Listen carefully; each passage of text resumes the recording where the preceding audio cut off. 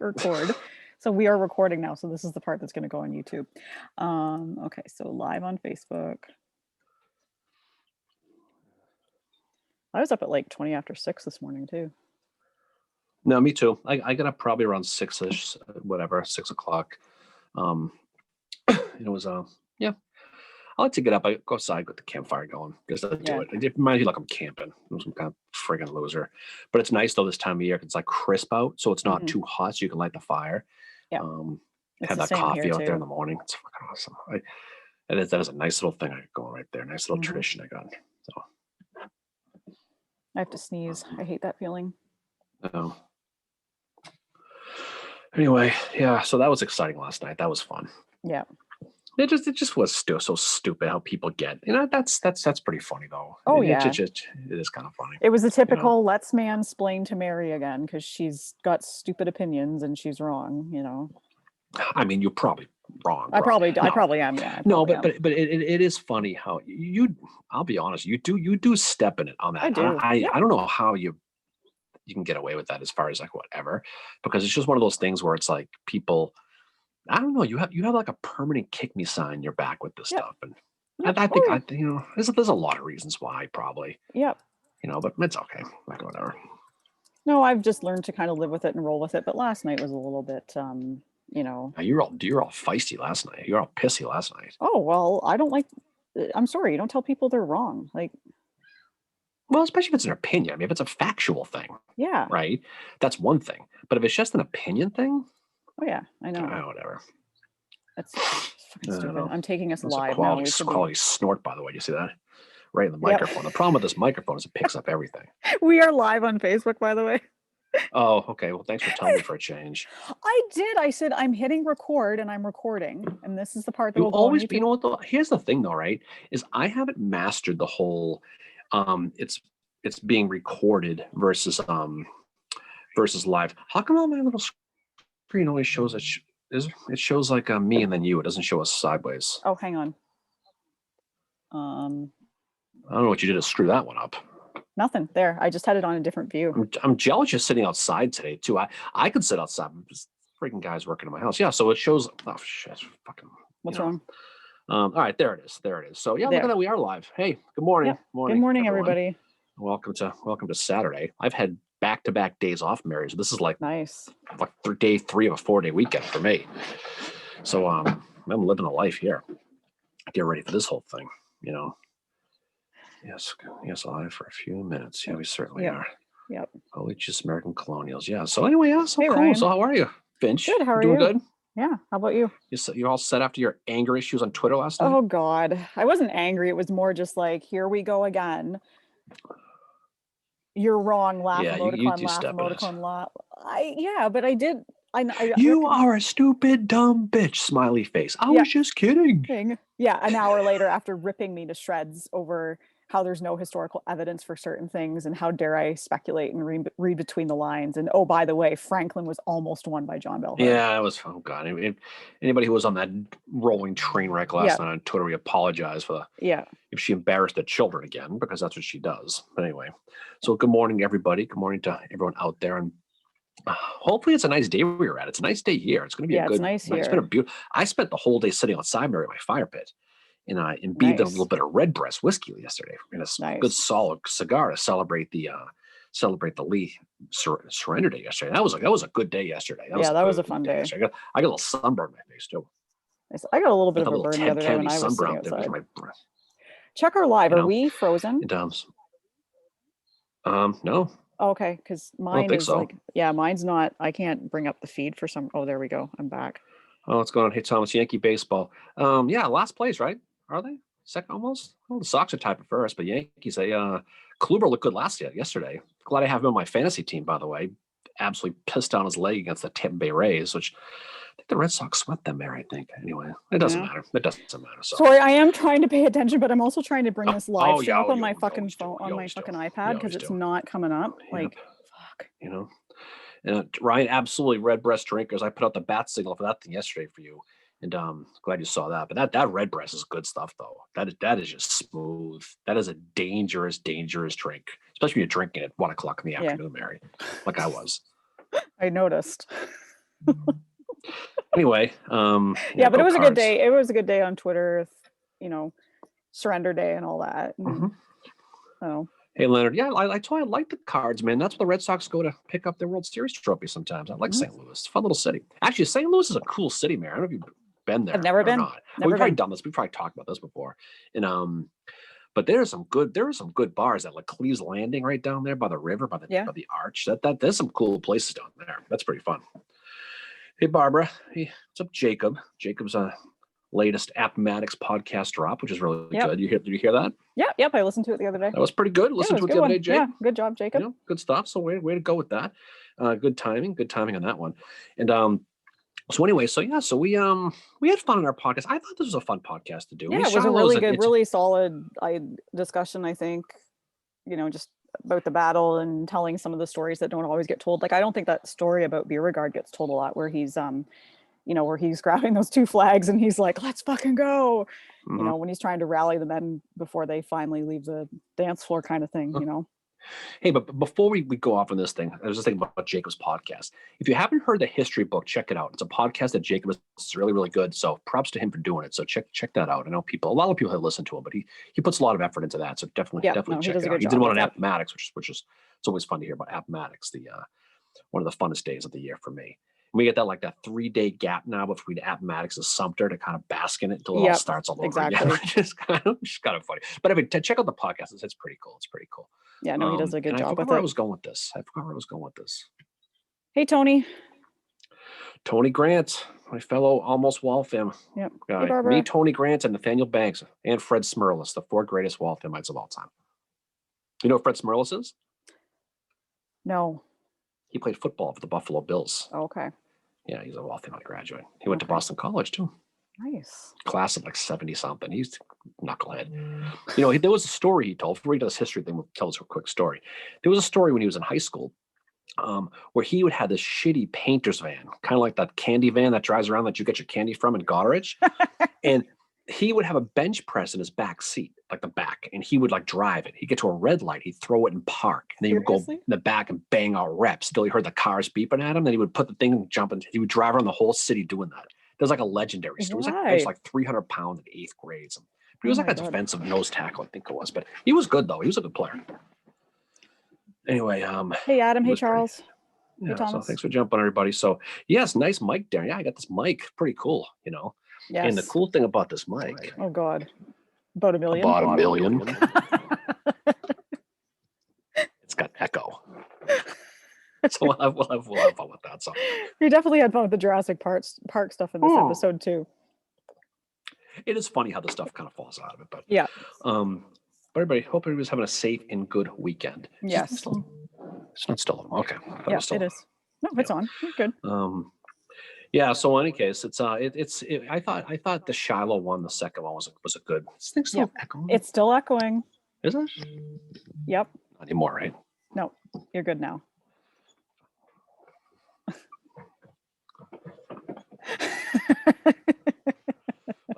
but Shiloh's an interesting study, and I think it's 2 battles in one, really 2.25. Like we said before, a lot of people don't realize that April 8th happened. They think that Bedford Forest story was the night of the 7th, but no, it's the Falling Timbers was a real thing.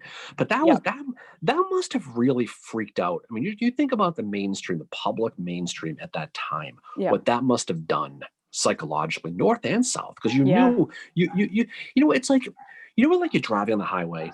So you're going through Missouri and you're looking at the signs for the porn and the steak and shakes and the churches. And the churches. And you see the sign St. Louis and you think it's right on the corner, and then you find that it's still 2 hours away. And oh shit. Yeah. It was almost like that obviously in a very simplistic form, where you think that this is going to be a quick little thing, and then it turns into a complete something you never thought it was going to be. We talked before about old Blingy Mary Sherman. He knew that it was going to be a mess, but he was the only one, and they told him he was insane for thinking that, literally. Yep. Yeah, right? That's what he told his friend David French Boyd in Louisiana. Boyd was a secessionist, and they were, having dinner together one night, and he said something about secession, and Sherman just kind of went off and was like, you have no idea what you're doing. This is going to be a long drawn out affair. It'll cost, thousands upon thousands of lives. And but I mean, Sherman too had a different view of everything. He's living in Louisiana at the time that secession is happening. He saw those, like the ammo and the guns that were shipped down that way from the Secretary of War. Was it Floyd who shipped them John down? Floyd, yeah. John Floyd, and they had X'd out the U.S. on it, and that just like that stuck in Sherman's head. That they were like, he's like, nope, we're not doing this. This is not happening, kind of thing. No, I mean, there was so I think, you know how like a lot of people like this COVID thing right now, people just want to pretend, shut your eyes and it's over. Yep. Just pretend it does. I think there was a lot of that back There then. was, yeah. I think a lot of these people were going with this mentality that this war wasn't going to be a war. It was going to be just a little thing. It was it was going to be over quick. But I think deep down they knew that it was going to be as hard as it was, but they just didn't want to admit it. And the people who were coming out saying, no, this is a real deal. Yeah. Think about a year ago when all this shit was hitting the fan with this COVID thing. Anybody who was saying this was a real serious shit was kind of getting laughed at. Yeah. And I think that was kind of what happened to Sherman, I think, in a lot of ways. But he was proven right. Oh, he was. Right? No, That's very because he was much. a mineralogist, Mary. Uncle Blingy. He knew Uncle Blingy. But yeah, he was. And even Grant didn't think it would go on for that long. And Shiloh just completely changed his opinion of that because he's seeing firsthand what was going on, right? And then, but the other thing too, like Shiloh, you have how horrific it is. It's how it's being written about in the papers. But the one thing that you don't have that Antietam had was the pictures. And I think that's really when it hit home in the North, how horrific this war really was. It's one thing to hear about it, to be writing home and saying this happened and it was bad. Sherman said of Shiloh, it would have cured anybody of war to see what we saw. I think so.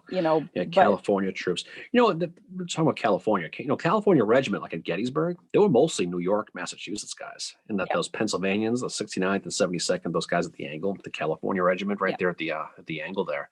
But not a lot of California guys. They would have had that blonde hair and surfboard. That wouldn't have lasted long. Hey, Amy. Hey, Allie B. What's going on, Biddles? What's happening? That's why they all rolled out to picnic at Bull Run and then had to run their way back to DC.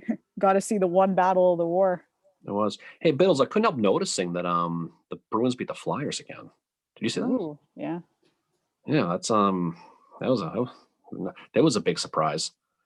Yeah, the great skedaddle. That's what Jacob said. It's true. It was the great skedaddle. Yeah, it totally was. Yeah.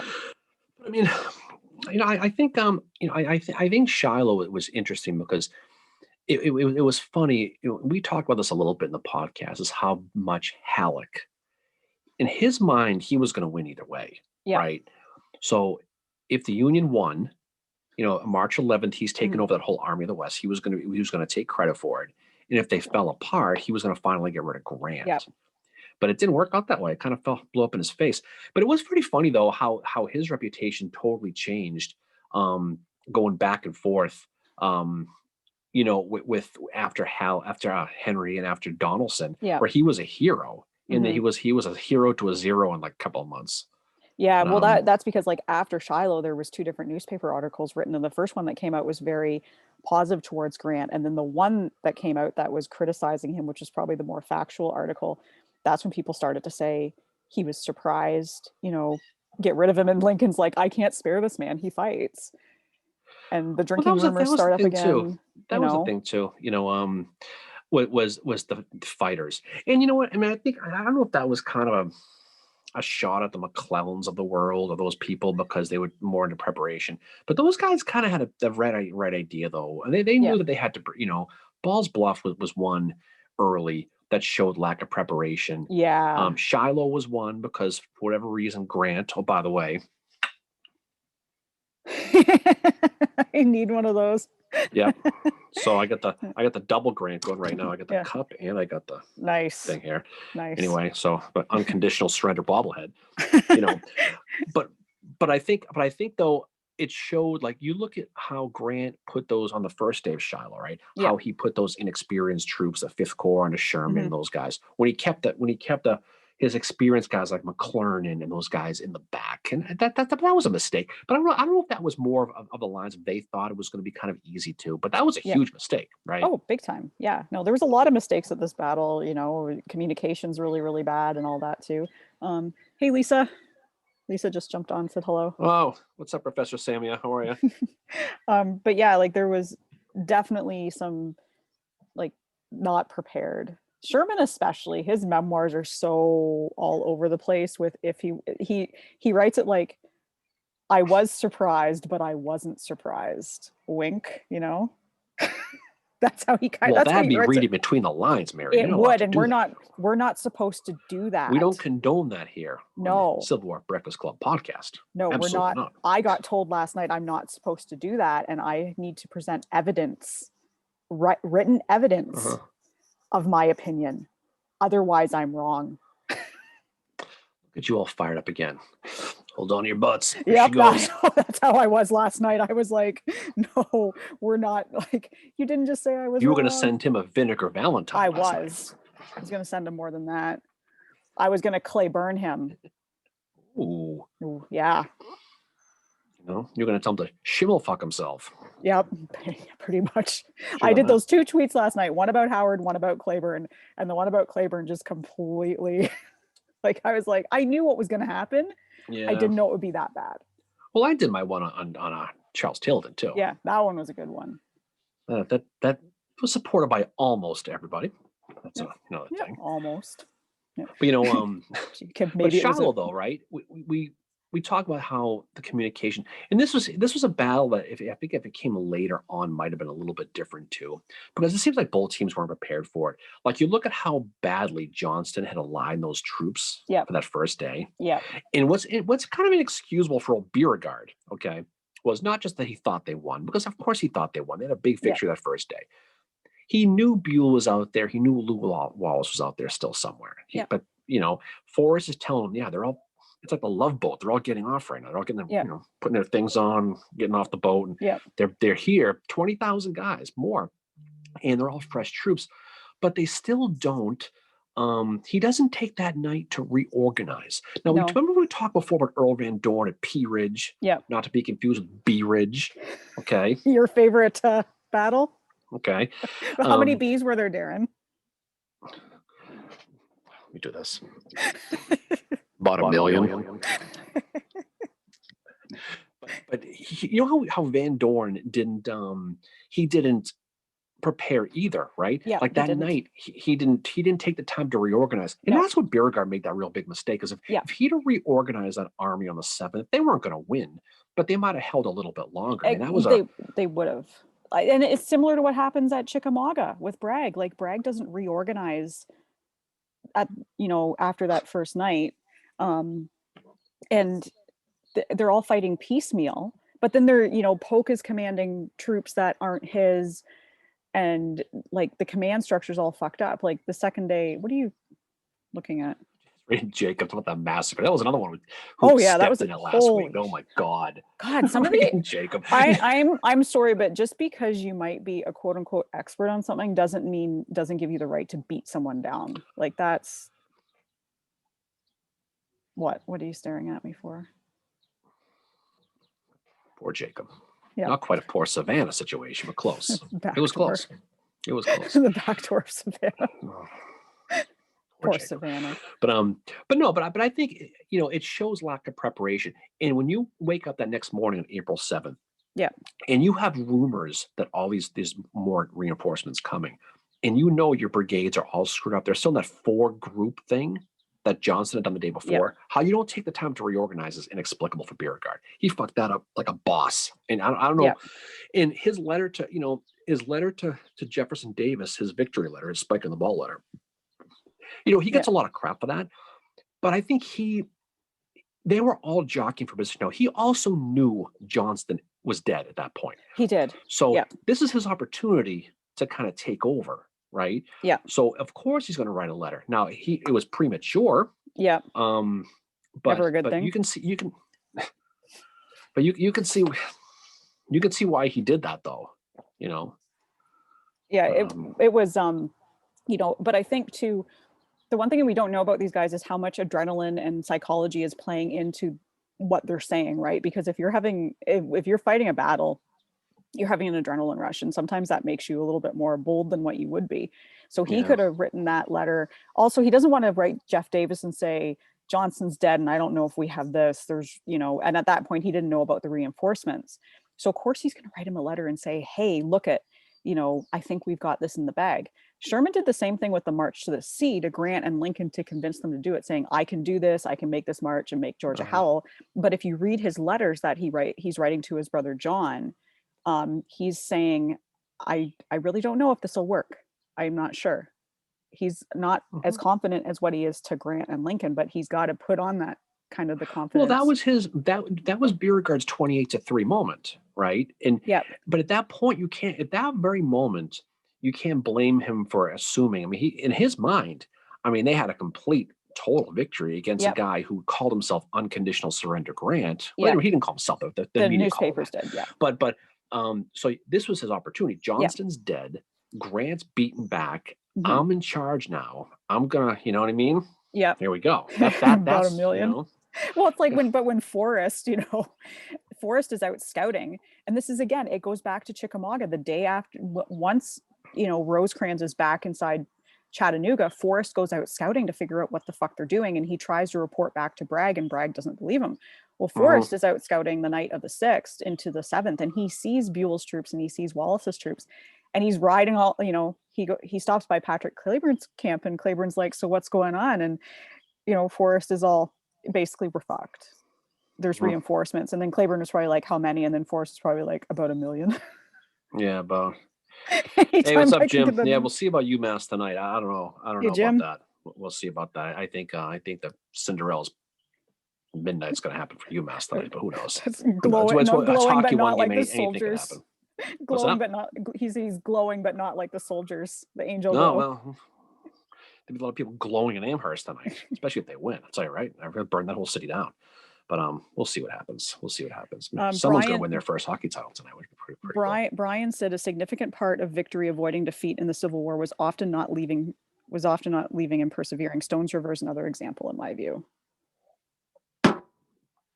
Stones River is a good one. I mean, that was one you talk about, but that was but that was also a huge strategic mistake of the way that Bragg pushed the Union back right into where they were supposed to capture. They needed that road. When you think about this, the game plan for Shiloh, right, was you wanted to get between the Tennessee River and the Union Army to deny them the exit. You don't push them right back to the exit. Yeah. That was a huge mistake on his part. But that was Stones River. There was, what the hell was someone talking? I don't know if it was on Twitter. It must have been on Twitter. But the importance of these battles, right? And like one of the most important battles, I think it was. And I said Stones River because I think Stones River is up there, is a top 5 battle. It is, and it unfortunately gets shut down because of what Grant's opinion of it was, which is sad. I had someone like on Twitter a few days ago say something like Stones River wasn't that important, and I was like, why? Like, must have been U.S. Grant. Probably. No, but he was. But yeah, he says to Lincoln, Stones River was not a victory, and Lincoln's like, okay, dude, whatever. I mean, I don't know. There's a million reasons beyond that. And Andrew's not on yet, so we can make fun of Grant. Yep. That's on. We're not making fun of Grant. We're not making fun of Grant. We're not making fun of Grant. I love Grant. He's awesome. There's just others out there that their stories kind of get pushed down because we talked about that a million times. Yeah, we've talked about that a million times with guys like Rosecrans and guys like Hooker, and Rosecrans is the big one. I think he's dicked himself too. Though, so. Oh, he did. Yeah, some of these guys like they did step in it, but at the same time, it's like, does that really deserve? Not really, But yeah, like Shiloh is definitely a really interesting battle to study for many different reasons. I kind of like the stories that don't get talked about very much. Well, those are the best part. Those are the best stories. Like because Shiloh, when you think of Shiloh, you think that Grant and Sherman, Devil's Own Day of it, Lick 'em Tomorrow, though. I never looking at the story about Beauregard and how he's trying to rally the troops, and he almost Albert said, he Johnstons himself by doing that, putting himself out in front. And his aide de camp is like, get the fuck back here, dude. You can't do this because. And I'm wondering how much of P Ridge was in their heads too. What happened there with the commanders? You had the one commander get cut down, and then 20 yards away from that, you have the other commander get cut down, and the third guy doesn't realize that both of them are dead, and he's actually in charge of the field, and then he gets captured. And I think that's probably why they were like, okay, we've lost Johnston, and this is starting to go the way of P Ridge. And there's Beauregard putting himself, recklessly exposing himself, as you say. and his, like, one of his staff is like, dude, no, you need to get back here now. You're, because probably if Beauregard had been killed, who's going to run the show? Is it going to be Bragg at that point? I would have been Hardy, I bet. Actually, yeah, I think it would have been Hardy. That would have been interesting. What if Beauregard had got cut down? It would have been Sterling A.M. Wood. Ooh. Who was going to rise to the occasion. He probably would have. Hey, Roger. Oh, Roger, man, what's going on, dude? What the hell you been? But I think it probably would have been William Hardy, I'd imagine. Yeah. But I think it's tough to say exactly. I don't think it might have been. That's a good. It would have been Hardy. Yeah. It would have had to been. You'd have to go back to what the rank was. Yeah, but I don't think that wasn't as big of a deal in the South, though. I mean, no, I think it would have.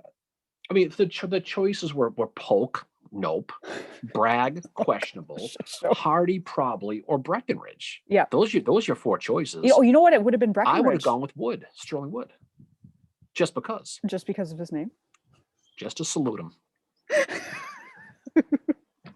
Actually, I think it might have been. I think it might have been Breckinridge. Who the hell knows? But I think it would have been Hardy. But I think after, and that's what I said in the podcast. I think if he would have been, I don't know if it was a death wish when he was riding up front like he was at the end.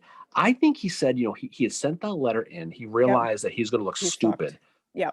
I think he's like, I need to win this battle, being up front, or die trying, or my reputation is gone.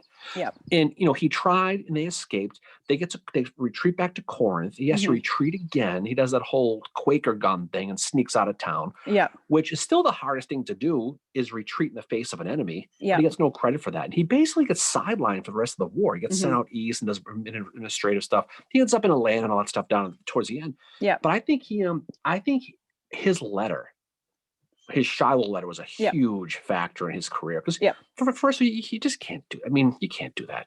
It's like the Atlanta Falcons giving out those hats in the stores when it was 28-3, which they did, and you got to go get it back. Yeah, it's crazy. Like, it's crazy. You wonder how many times in the Civil War that happened, where there was something written the night before, and then it's like, nope, we don't actually have this. We just came on. Oh, hey, Robert. Yeah. Lisa said, great mention in podcast on Anne and Union General William Wallace death at Cherry Mansion. Heartbreaking. Yeah, that was a story I definitely wanted to include. That's such a sad story, where they take him to Cherry Mansion. He's basically unconscious. What had happened to him? He'd been shot in the eye, and they thought he was dead, so they left him by some artillery. And 2 days later, they found him, and they realized he was still alive. So they take him to Cherry Mansion. Anne had been there, and she had been helping out the soldiers throughout the battle and stuff. And she said it was some of the most horrible things she'd ever seen. Like, she was basically nursing some, helping the men, being kind of in a nurse's role. And apparently he was unconscious, and she went over and held his hand, and he woke up, and then he started to rally back. And then he ended up dying. And those last words were, "I'll see you in heaven." Like, that's such a hard. Nagged him. Jesus, it's such a sad story. Screw this, I'm going into the light. Such a sad story. No, that is a tough story, though. But you know what? It reminds me. I mean, you think about it. He was laying out there in the field, with a shot to the eye, blinds. It reminds you a lot of that Gabriel Paul story from Gettysburg, right? Mm-hmm. Where he got shot in the temple and lived for 8,300 days, deaf and blind, with seizures every single day, and he had lost all of his senses. Well, that's not even living at that point. But that's a big loss too. We talk a lot about Johnson's loss. Wallace's loss is a big Union loss. And most people, unless you're people like on this live right now, no one's heard of W.H. No one's heard of him. And what he and Prentice do at the Hornets' Nest, how they basically sacrifice their commands. Well, Prentice had to redeem himself too, because Everett Peabody did his own thing, and Prentice got pissed off at that. Right? Yeah. Don't bring on a general engagement. And then Peabody's fuck this, they're nearby. He's a Boston guy, Mary. That's why he did it. Yeah. Well, he was he's like, there's a Dunkin' Donuts down there, I'm going. But that was just and poor Appler, who goes to Sherman the night before and says, dude, there's soldiers. And Sherman's like, take your damned regiment back to Ohio. There's no rebel troops they're at Corinth still, right? And then Appler, though, had been kind of a cry wolf guy, apparently, but his troops all laughed at him when that happened, and nobody ever took him seriously after that. He was just seen as, but he hadn't been crying wolf at this time. It was accurate.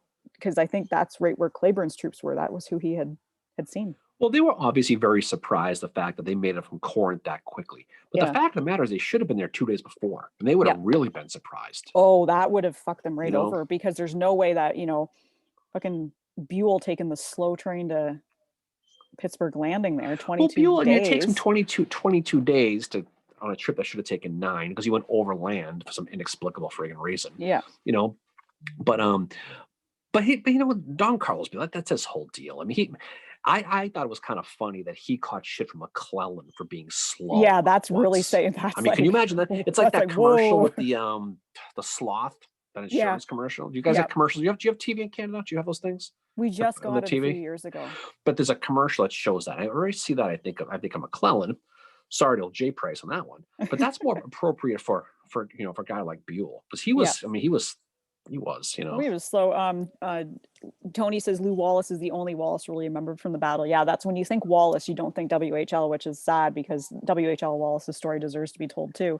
But yeah, Lew Wallace is one that comes out of this battle with a bad rep, and he's having to like fight it for the rest of his life, basically. And Grant finally admits that maybe, just maybe, Wallace hadn't screwed up, but maybe there had been some miscommunication. Well, he got lost chasing those butterflies, chasing the cavalry, right? And he did make it, but he represented himself really, really well on that Union right on that second day, though. I mean, you can make fun of Lew Wallace all you want, the whole Ben-Hur thing and the whole Surratt trial thing, which, I know the Surratt trial is really like, that's such a stain on his record. But I think he represented himself halfway decent. When he got there, I think. Yeah. But that's the whole thing, though. Yeah. No, he did, and he spends the rest of his career trying to, say like, look, this wasn't all on me. This is what happened, and nobody really knows what happened to those orders at all. Like you said in the podcast, his chariot broke down, and he had to stop and fix the wheel. That's exactly what it was. No, but he there was some cavalry out there in the West, and he decided to go chase it for some friggin' reason, and it totally. It just unexpectedly went out there and just got delayed. Yeah. But he made it, though. He did. But they'd fallen back to that Snake Bridge area, that river area, to protect his arrival. But he did make it, and he did. But he did, he had Lew Wallace's some birthday moments. Today. It is Lew Wallace's birthday today. I was going to mention that. I was going to make my name Happy Birthday Lew Wallace. I was going to do it, but then I remember the Surratt thing and said no. Right? Poor Lew Wallace. Yeah. So I went with the Sterling A.M. Weeks. I went with my Beauregard name. Nah, you usually do. It's usually creativity is off the charts. It is. I am a very creative person. I'm not actually. Yeah. There's a reason I wasn't good at art class. Yeah, that was me. I colored outside the lines and I failed. Of course you did. It was tough with your mittens and your hockey helmet wearing on the butt. It wasn't tough for you to do it. We'll give you credit. It's what it is. I think Wallace gets a bum rap. This is Lou now we're talking about at Shiloh. I mean, yes, he was late, but you know what though? I don't see people ripping on Buell for being. I mean, yeah, I guess they do, but Buell had that big Army of the Ohio, and he did kind of save the day, so he gets credit for that. But McCook and Nelson and Crittenden and Thomas Wood, they did their job certainly, but they were fresh, and that must have been something when they realized those are fresh troops. That must have been something to behold. Oh yeah, that would have. Well, one of the first ones to what? What? Are you drinking bad beer again? Narragansett coffee stuff from Rhode Island. Narragansett is not that good, but I saw it in the fridge, so I saw someone got it for me somewhere. Is it shitty beer? It's too sweet. Frail probably drinks it every single day. Kevin has a question. Didn't Richard Taylor have a role at Shiloh? He always seemed to roll over a lot of units. I don't know. Richard Taylor. If he really did, to be honest, doesn't mean he didn't. I just don't know what his overall impact was. He would have been someone who probably would have had some kind of impact. I don't know if he did. I don't think he would have. Tony's like, art, math, what else? My best subjects were history and English, shockingly. Yeah, well, I don't know. I've heard stories of you being pathetic and a hater, so I don't know. And geography. Maybe you have better luck with the English. I didn't actually. I suck at grammar. Might as well have been the Green Dragon. Yes, the Green Dragon was great. Green Dragon Boston. No, Jacob said Garfield was there. Yep, we mentioned Garfield. He was there. Like Garfield's usually associated with Chickamauga, but the funny thing about the Garfield story is that he's being commanded by Thomas J. Wood, who flash forward to Chickamauga. It's Garfield that writes that infamous order that Wood is like, right. I have to move, but if I move, there's going to be a gap. And some guy's like, dude, you're on the verge of being court-martialed. Just fucking listen to him this time. So Wood is just like, okay. Yeah, Garfield, he commanded that 20th Brigade and that's the 6th Corps there with Wood. He had that really good quote that we talked about in the podcast about the post battle, how brutal it was. But you're right, he gets more associated with some other battles, but and of course the whole president thing. Oh yeah, exactly. He would have been probably one of the best presidents had he been able to, had he not been shot. I mean, we don't know if he brought coffee like McKinley did. We don't know. He may have maybe hit the old Starbucks on the way to Pittsburgh Landing. But there are a lot of good people in this battle too. Yeah. The part about this is this is the part of the war where you're seeing a lot of these guys who get cut down, and a lot of these guys who are. This is like a battle, like a football game with two rookies, all these stud rookies, but they hadn't had the experience yet, and it really showed. It showed clearly for Sherman. It showed for Beauregard. Yeah. Beauregard should have known better, though. We're going to be doing secession again on next episode. We're going to talk about Sumter and Beauregard and all the stuff he did, and we'll talk about that. How he's really aggressive at Sumter. He sends that message to to Anderson saying, Anderson's basically Anderson's like, I'll get out of here. I'll let you know by the 15th. If I'm going to go.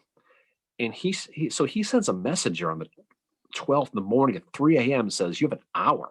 Yeah, or we're going to start bombing in a friggin' hour. You can't do shit in an hour in the Civil War. You can't do anything in an hour. No. So, but that's just the way Beauregard was. So he was aggressive, but as it gets later on, you kind of see him. I think the moment was too big for Beauregard at Shiloh. I think so. I think you're right. There you go. You're right. Ooh. You can wear that one for a while. And until I say you're wrong. About a million. Roger. Roger's from Rhode Island, Mary. He's in Ohio now, unfortunately. But he's from Ohio. So they cool. He's from Rhode Island. Narragansett Autocrat coffee. So it's breakfast time, so it's a coffee beer. So I guess.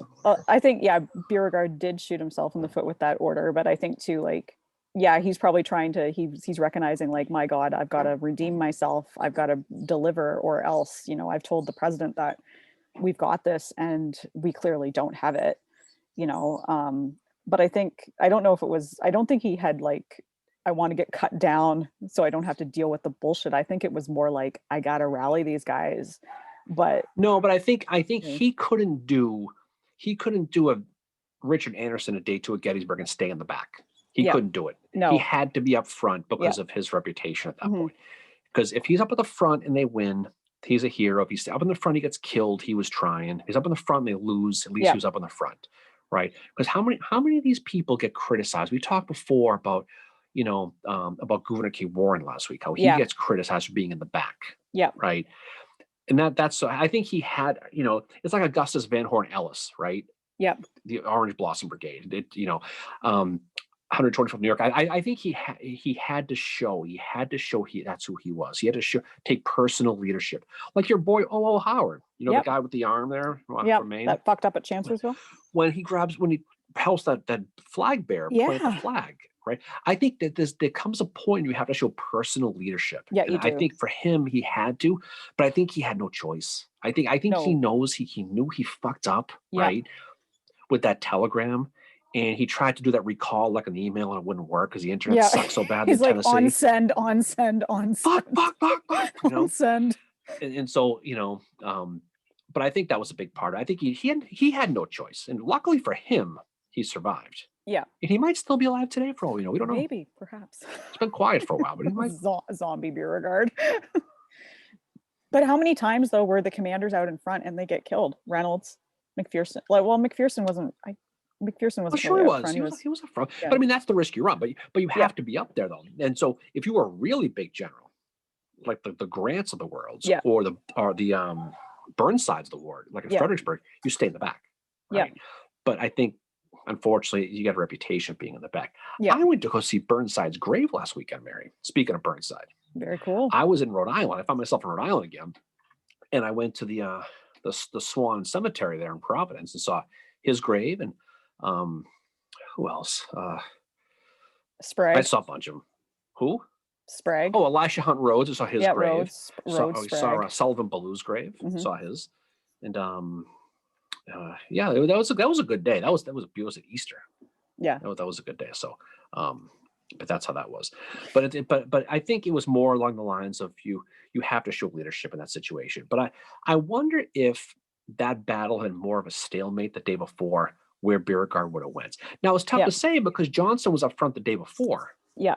Right, when he was fighting in that peach orchard there, that Sarabelle peach orchard. But so oh, sorry, go ahead. I was going to say, so that might just be the culture they had to do. But he stayed in the back though before. He stayed back at the Shiloh church for most of that second day until he had to move forward. But the reasons that Beauregard and Johnston decide to move forward are very similar. It's because they see the troops starting to lose ground and they see them about ready to give up, and they're kind of like, okay, if I go out in front, we can do this. Like Johnston goes out in front. I think he's with Isham Harris is with him, and a couple other guys are with him when he goes out in front. But I mean, we saw what happened with that. I think Beauregard is the same way. It's like, okay, if I do this, I'm going to be able to rally my men back. Tony asked, Van Dorn's absence, did he get reprimanded? I don't think he did, because I think because he was in a battle. I mean, he got stuck at Pea Ridge chasing Curtis around, and he was aggressive. He was, but he just got beat. He did take off pretty quickly at the end. He pays for it a few years later, though. When does he get shot? He does. At the hotel. Looking for love in all the wrong places. But taking somebody else's wife to the bang bar. I mean, if he got reprimanded, it would have been more subtly, because he ended up, he still did some things later on in the war. He was a good cavalry guy. Yep. Right. Oh yeah, he proves himself at what is it? The Vicksburg campaign, the raid on Holly Ridge. Am I getting that? Holly Springs. Jesus, I did the Holly Ridge thing. Fuck, stupid golf course. Yep. This is why you get ripped on Twitter. By the way. I know. About 1 million. But I think Van Dorn. I'm glad Tony brought that up though, because that's a big loss for them. That's a whole army that didn't make it. And how many people have heard of guys like Curtis? No one, right? Yeah. And how important he was to keep Van Dorn's army away by pinning him in Arkansas like that. Yeah. Because when Albert Sidney Johnson blew that conch shell to bring all the armies together, right? He was the one who couldn't make it. He got stuck behind. So he couldn't. But they could have used those soldiers, obviously, at Shiloh. I can't get that image out of my head now.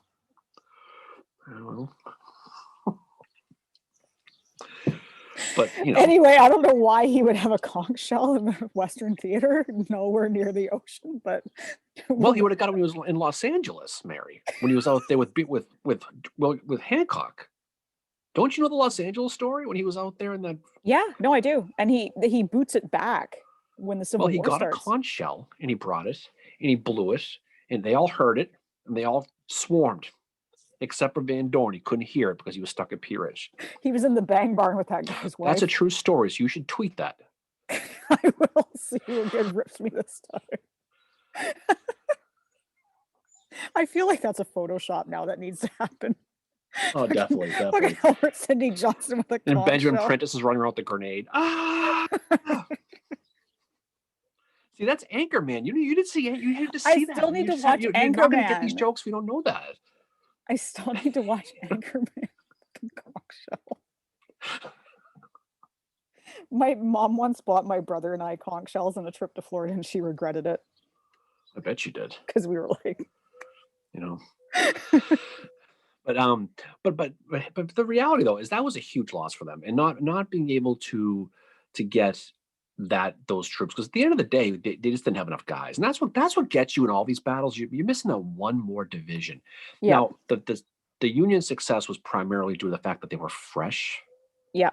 And they weren't like in reserve the day before. They were Yeah. completely, literally off the Exactly. boat, Mary. Right. Exactly. And not only, and so you have basically almost half of your available army of 48,000 guys available for the second day. Yep. And 23,000 are fresh. Now you're the math expert. Okay. That's about 50%. Yep. Don't make me do percentages. Carry the 2 and divide the 3. Carry the 4. You know. But I think but that's a huge thing. And I think, Beauregard's disregard for that. Now, he heard the rumors and he heard it from Forrest, but for whatever reason, it just didn't register. And until he had that holy shit moment during that 7th, he's like, wait a second, these are Ohio guys. This is Army of the Ohio. Yeah. Like there's fresh troops. These guys. And this isn't the Indians from Ohio. You expect them to win. This is a team that could win. This wasn't wasn't that. So it's just one of those life finds a way. Life finds a way. There's a couple questions here and comments. Brian says, part of the challenge of command, knowing when you need to be at the front, when you need to be accessible, a seemingly simple thing, being unable to find the commander created issues. This is something that Howard gets shit on for at Gettysburg. They say that he wasn't good at commanding, yet what was he supposed to do? Be all over the place? No, the Gettysburg Howard thing. I mean, you know what? He's one of those guys that's fun to pig pile on. Yeah. He's that kid in the class, probably you at Goderich High. Oh, totally. Yeah, right. Totally. Who just got picked on because he did make that mistake, and he did. But it's tough. I don't get the hate on him for Gettysburg. I don't Neither get do it. I. Chancellorsville, yes, but after Gettysburg, no, he's on the roof at the Fahnestock House, probably on a lawn chair and a pinwheel, drinking an iced tea, and he finds out he's in charge because Reynolds is killed, right? And so they tell him, you're in charge now. And so he has to rally not only his 11th Corps, but the 1st Corps, right? And so he has to control that entire thing. On the fly, he's in charge. The only thing that he really screws up is he doesn't give him a retreat plan down the Baltimore Pike into the streets. And they're all running in alleys and they're shimmel fending, all that crap that happens. But that was his big mistake, though.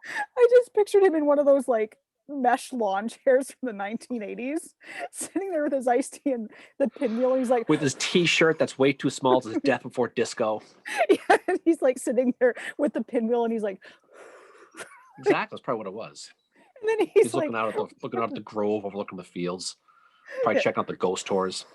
And then he finds out he's in charge. He's like, what?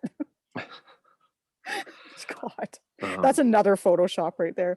Hey, Erica. Jacob says, if Bushrod was in command, they would have won. Bushrod was at Shiloh, wasn't he? He was. That's right. He was. John P has a good thing here. I wonder if we're drawn to certain people because of our own personalities, not in a bad way, very human thing to do. Thus my love for Ulysses Drama Queen Grant. I think in some ways there is something about if you find somebody that has similar traits or been through similar things, or you can look to them for inspiration if they'd been through like something really, really tough. Mm-hmm. But yeah, there are some elements of Howard I do see in myself, I guess. Oh God, really? No, so you're doing the whole single wife female thing to Howard now. You're turning into him. No. The way I relate to him is the whole like. Jeez, comes kidding. But the whole like he got really beat down for being a Christian, and as someone who was Howard. Yeah. Well, there were a lot of Christians. There were a lot of Christians. Christians. I know, but not so much in the North. It was a different view in the North. But I think, I don't know, the whole, I guess because I was bullied through public school, shockingly, that I kind of just was like, and now I'm like, whatever about anybody that is like, yeah, you're wrong. Okay, stop. Anyway, I don't know Twitter 12 hours ago. He was mean. I never said he was mean. I do appreciate you coming into it, though. But Stonewall Jackson joins Liam Neeson in Anchorman too. Yeah, but you're stuck with him now. You should get that tattoo. I love the tattoo. I'm very happy with the tattoo. Couldn't be happier with it, actually. Oh, God, if I could only pay that guy to make it say Mo Howard, I would have died happy. Howard. Oh, that would have been the greatest. That would have been the greatest caper of my life. God. Would have been money well spent. Hey, Mike. Hey, what's going on? But Hey, Lori. I think the biggest point though with your boy Howard, Mary, wasn't the religion thing. I think he was taken over for Siegel's party boys in the German army, Yeah. right? And I think he didn't fit the bill. He was not a big No. drinker, And this wasn't He wasn't specific a to just the drinker at 11th all. Corps, This right? is a guy who drank water and maybe coffee. That's it. Like, but the thing is I don't think he was like, don't drink, because if you read his memoirs, when they're in Colombia, he's like, yeah, some of them got drunk and they never had whiskey before. So that was kind of fun. Well, I mean, yeah, but you saw this in the South too. I mean, his Stonewall Jackson's soldiers snuck whiskey on him to get him drunk one time. He didn't realize he was even was. Stonewall drunk On his little horse, his little My Little Pony cruising around there, right? I wonder if little Sorrel had like some kind of symbol like the My Little Ponies do. I wonder what it would have been. Oh, really? I knew this person one time who dressed up as a My Little Pony, went into a convention. Hey, I did. I dressed up as Applejack twice. But $1 million. But they gave this. That's a true story. They gave him some whiskey one time, and he got all banged up, and the soldiers loved it. Old Stonewall Jackson. But I mean, but that's a big thing with those stories. Hayes is Louisiana, it's at Gettysburg. Yeah, they're getting ready to charge East Cemetery Hill, and they're drinking and jumping up and down and dancing on those Zouave things, and they can't control them. Like, screw them, just let them have their fun. They're all going to get killed, so let them have their fun. Hey, Jim just popped on. Hey, Jim Miller. Oh, what's going on, Jim? Hey, we were just talking about Mary getting peed on last night at that Twitter thing feed last night. Really appreciate you chiming in last night, Jim. Yeah, Jim had the most cognitive, best mark of all. He was good. Yeah. But I think there's definitely a double standard when it comes to some of these guys. But again, if Stonewall Jackson was from the North and he commanded the 11th Corps, it'd be the same thing. They didn't fit the Corps. I mean, yeah, Howard was a good, hard fighting New Englander. Yeah. Religious, his 7 kids, Yeah. So he clearly he and Elizabeth were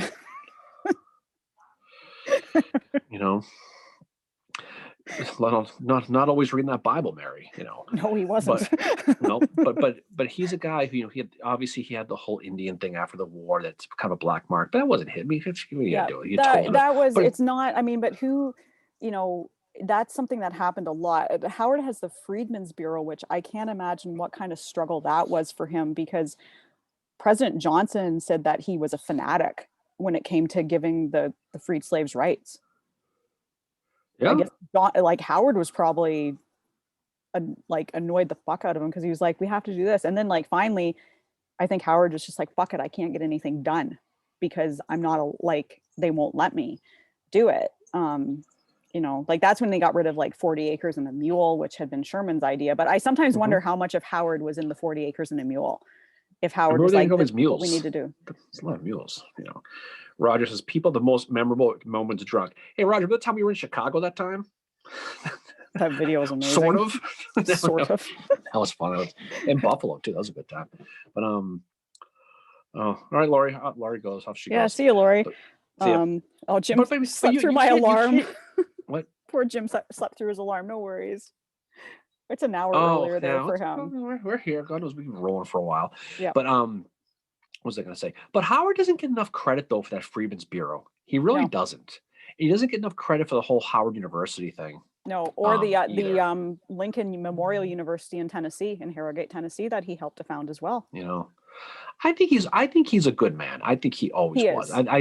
I think his reputation as a soldier is questionable because of Chancellorsville. There's no question it is. But he's not the greatest soldier the Union had. I mean, he's not the greatest soldier in the Civil War. I know that about him. You would think honestly that he's the reincarnation of New Coke, in the Jackson 5 retour, the worst things of all time, right? Yeah. Because he's not that bad. But you some of these people, I think, as part of that historical memory thing we talk about all the time. Yep. I think it's Howard bad. It so and so is. good. It And I is. think that's part of it too. Then you sit there and go, well, I mean, there've been a couple times, speaking of Twitter, where you'll sit there and say, why didn't you research this? And people will come back and say, you know what, I've researched Howard. He's actually better than I thought he was. Yeah, no, there's been some people do that. And that's all, there was one that messaged our podcast Instagram account last week and said, I want to know about the Howard thing. I only know of him at Chancellorsville and Gettysburg. And I said to them, well, look at his career in the Western Theater, and this is what he did there. Look to his memoirs to find, he's got some really great insight into the Civil War. And they wrote me back, he's like, I'm going to be honest with you, I had no idea he was in the Western Theater. Like that I right there. know. And I've heard a lot of people, there's been a few people say like, oh, I didn't realize that about him, but Jay Price, she responded to my one tweet I did, and she's like, I'm still going to make running jokes, which I make the running jokes too about him. But she said, You don't ever. I do all the time on I Lampoon. don't. I never make Plug fun for of Civil Howard. War Lamp. No, you never do. You never make memes or anything about ever. But there was that. I lost my fucking train of thought. The train doesn't go fast. I know it doesn't. The train moves, not the station, as a wise man once said. Anyways. But, you know what, Leonard? I need to go to Dirty Billy's. I'm going to be there soon, and I'm going to get myself a Sheridan hat. I'm going to wear it, just like the one that Biddles has. Right? Yeah, I'm going to get one too, and I'm going to get a kepi when I'm in Gettysburg. Leonard said, is this true as well for the people we hate? Does this explain my undying loathing of Sheridan? Leonard, I think your undying loathing of Sheridan is to do with his stupid fucking hat. I think that's what it is. I think it's all accessory driven with Leonard. Yeah, it is. Right. That's why I chimed in yesterday in that your Appomattox post. And I'm like, he's not wearing a stupid fucking hat. Where's Leonard? John P says, my favorite Howard is Friedman's Bureau. Annoying Johnson is a plus. Absolutely. He probably did annoy the fuck out of Johnson. No, I think it's it's when you look at the big picture, there are so many people in the Civil War world look at the small picture. They look at Sickles' salient. They look at Howard's Chancellorsville, right? Yeah. But there is a certain selective lack of memory where the holy cows get a pass, right? Like Jackson?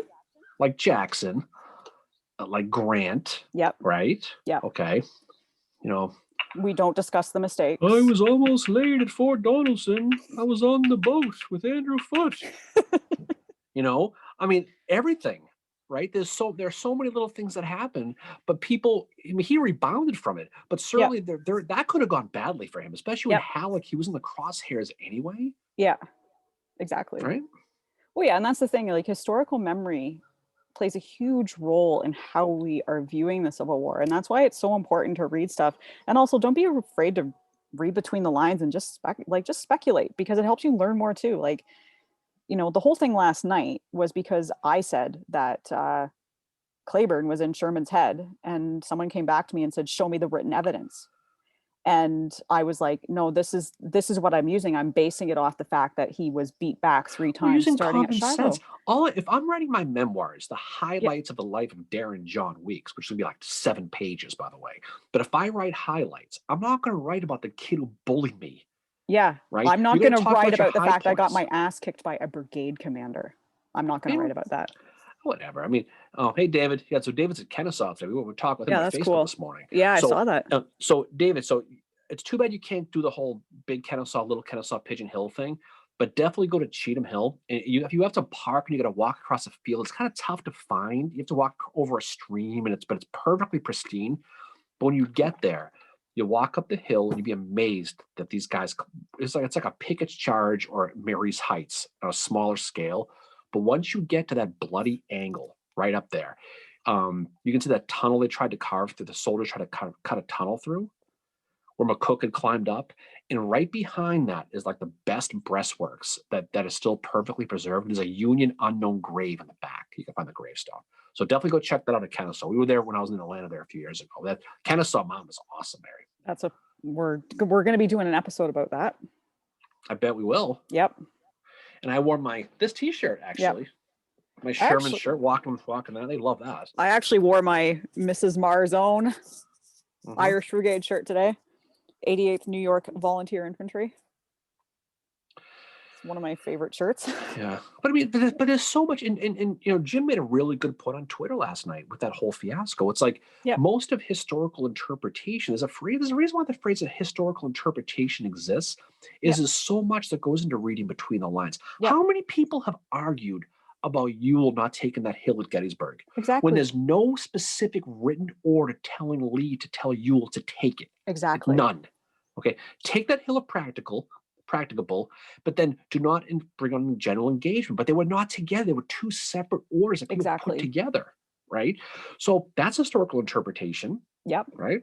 So exactly. how can you, but that's the way it is.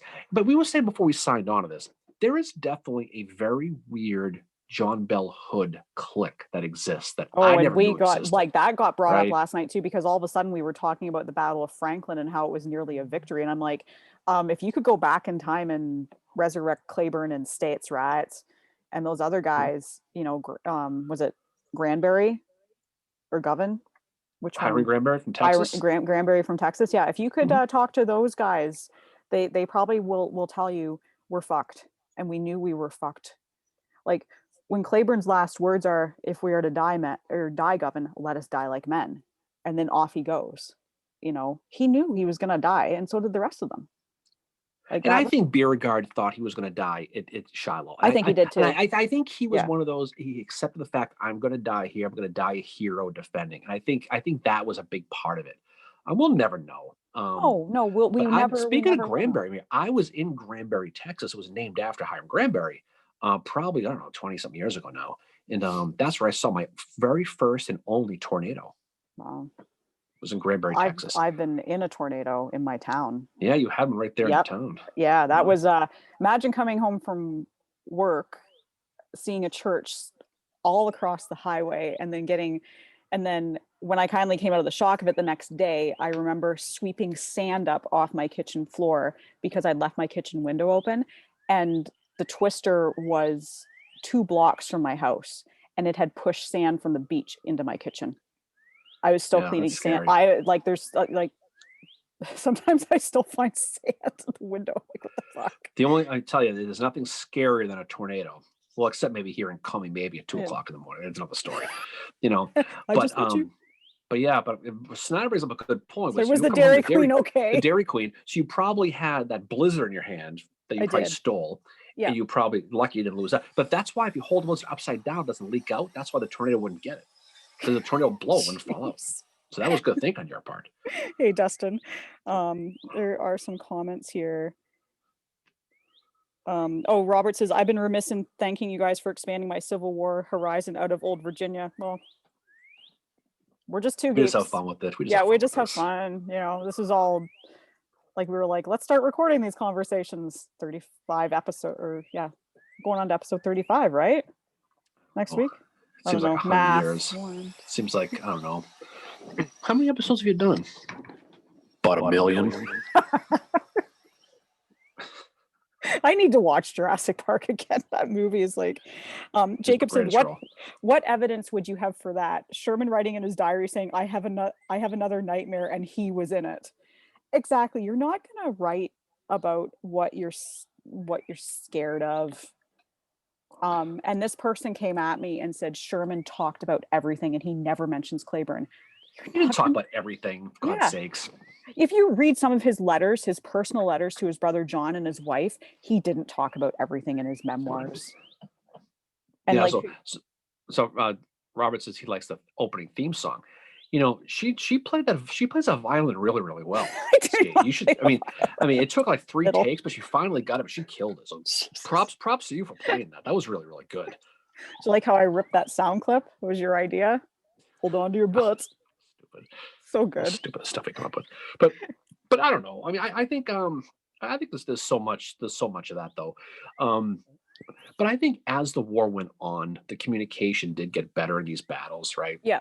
And truth be told, it's a miracle that any of these battles hand. And that's why you got to read the Abner Small diary, Mary, because he's so good talking about that. And someone who the hell bought that? Frail. Was it Jacob? Yeah, Frail. No, it was Frail. Oh, it was Frail. Frail, by the way. I guess Frail couldn't make bail because he couldn't be here this morning. Couldn't make bail. But poor Frail.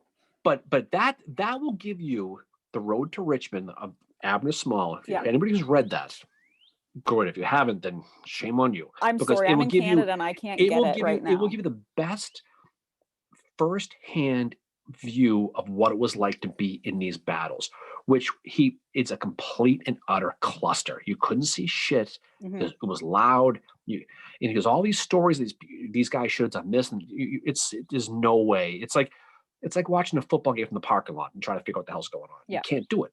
And he does the best job out of anybody. I don't want to say it is the best diary. Mhm. I don't want to bring up Mary Chestnut for fear of pissing off the humanity. Oh, again. you really stepped in. That was one you stepped in this week. Holy fuck. She was nothing but a goth. Yeah, the Pickens family can go fuck themselves, as far as I'm concerned, but that's another story.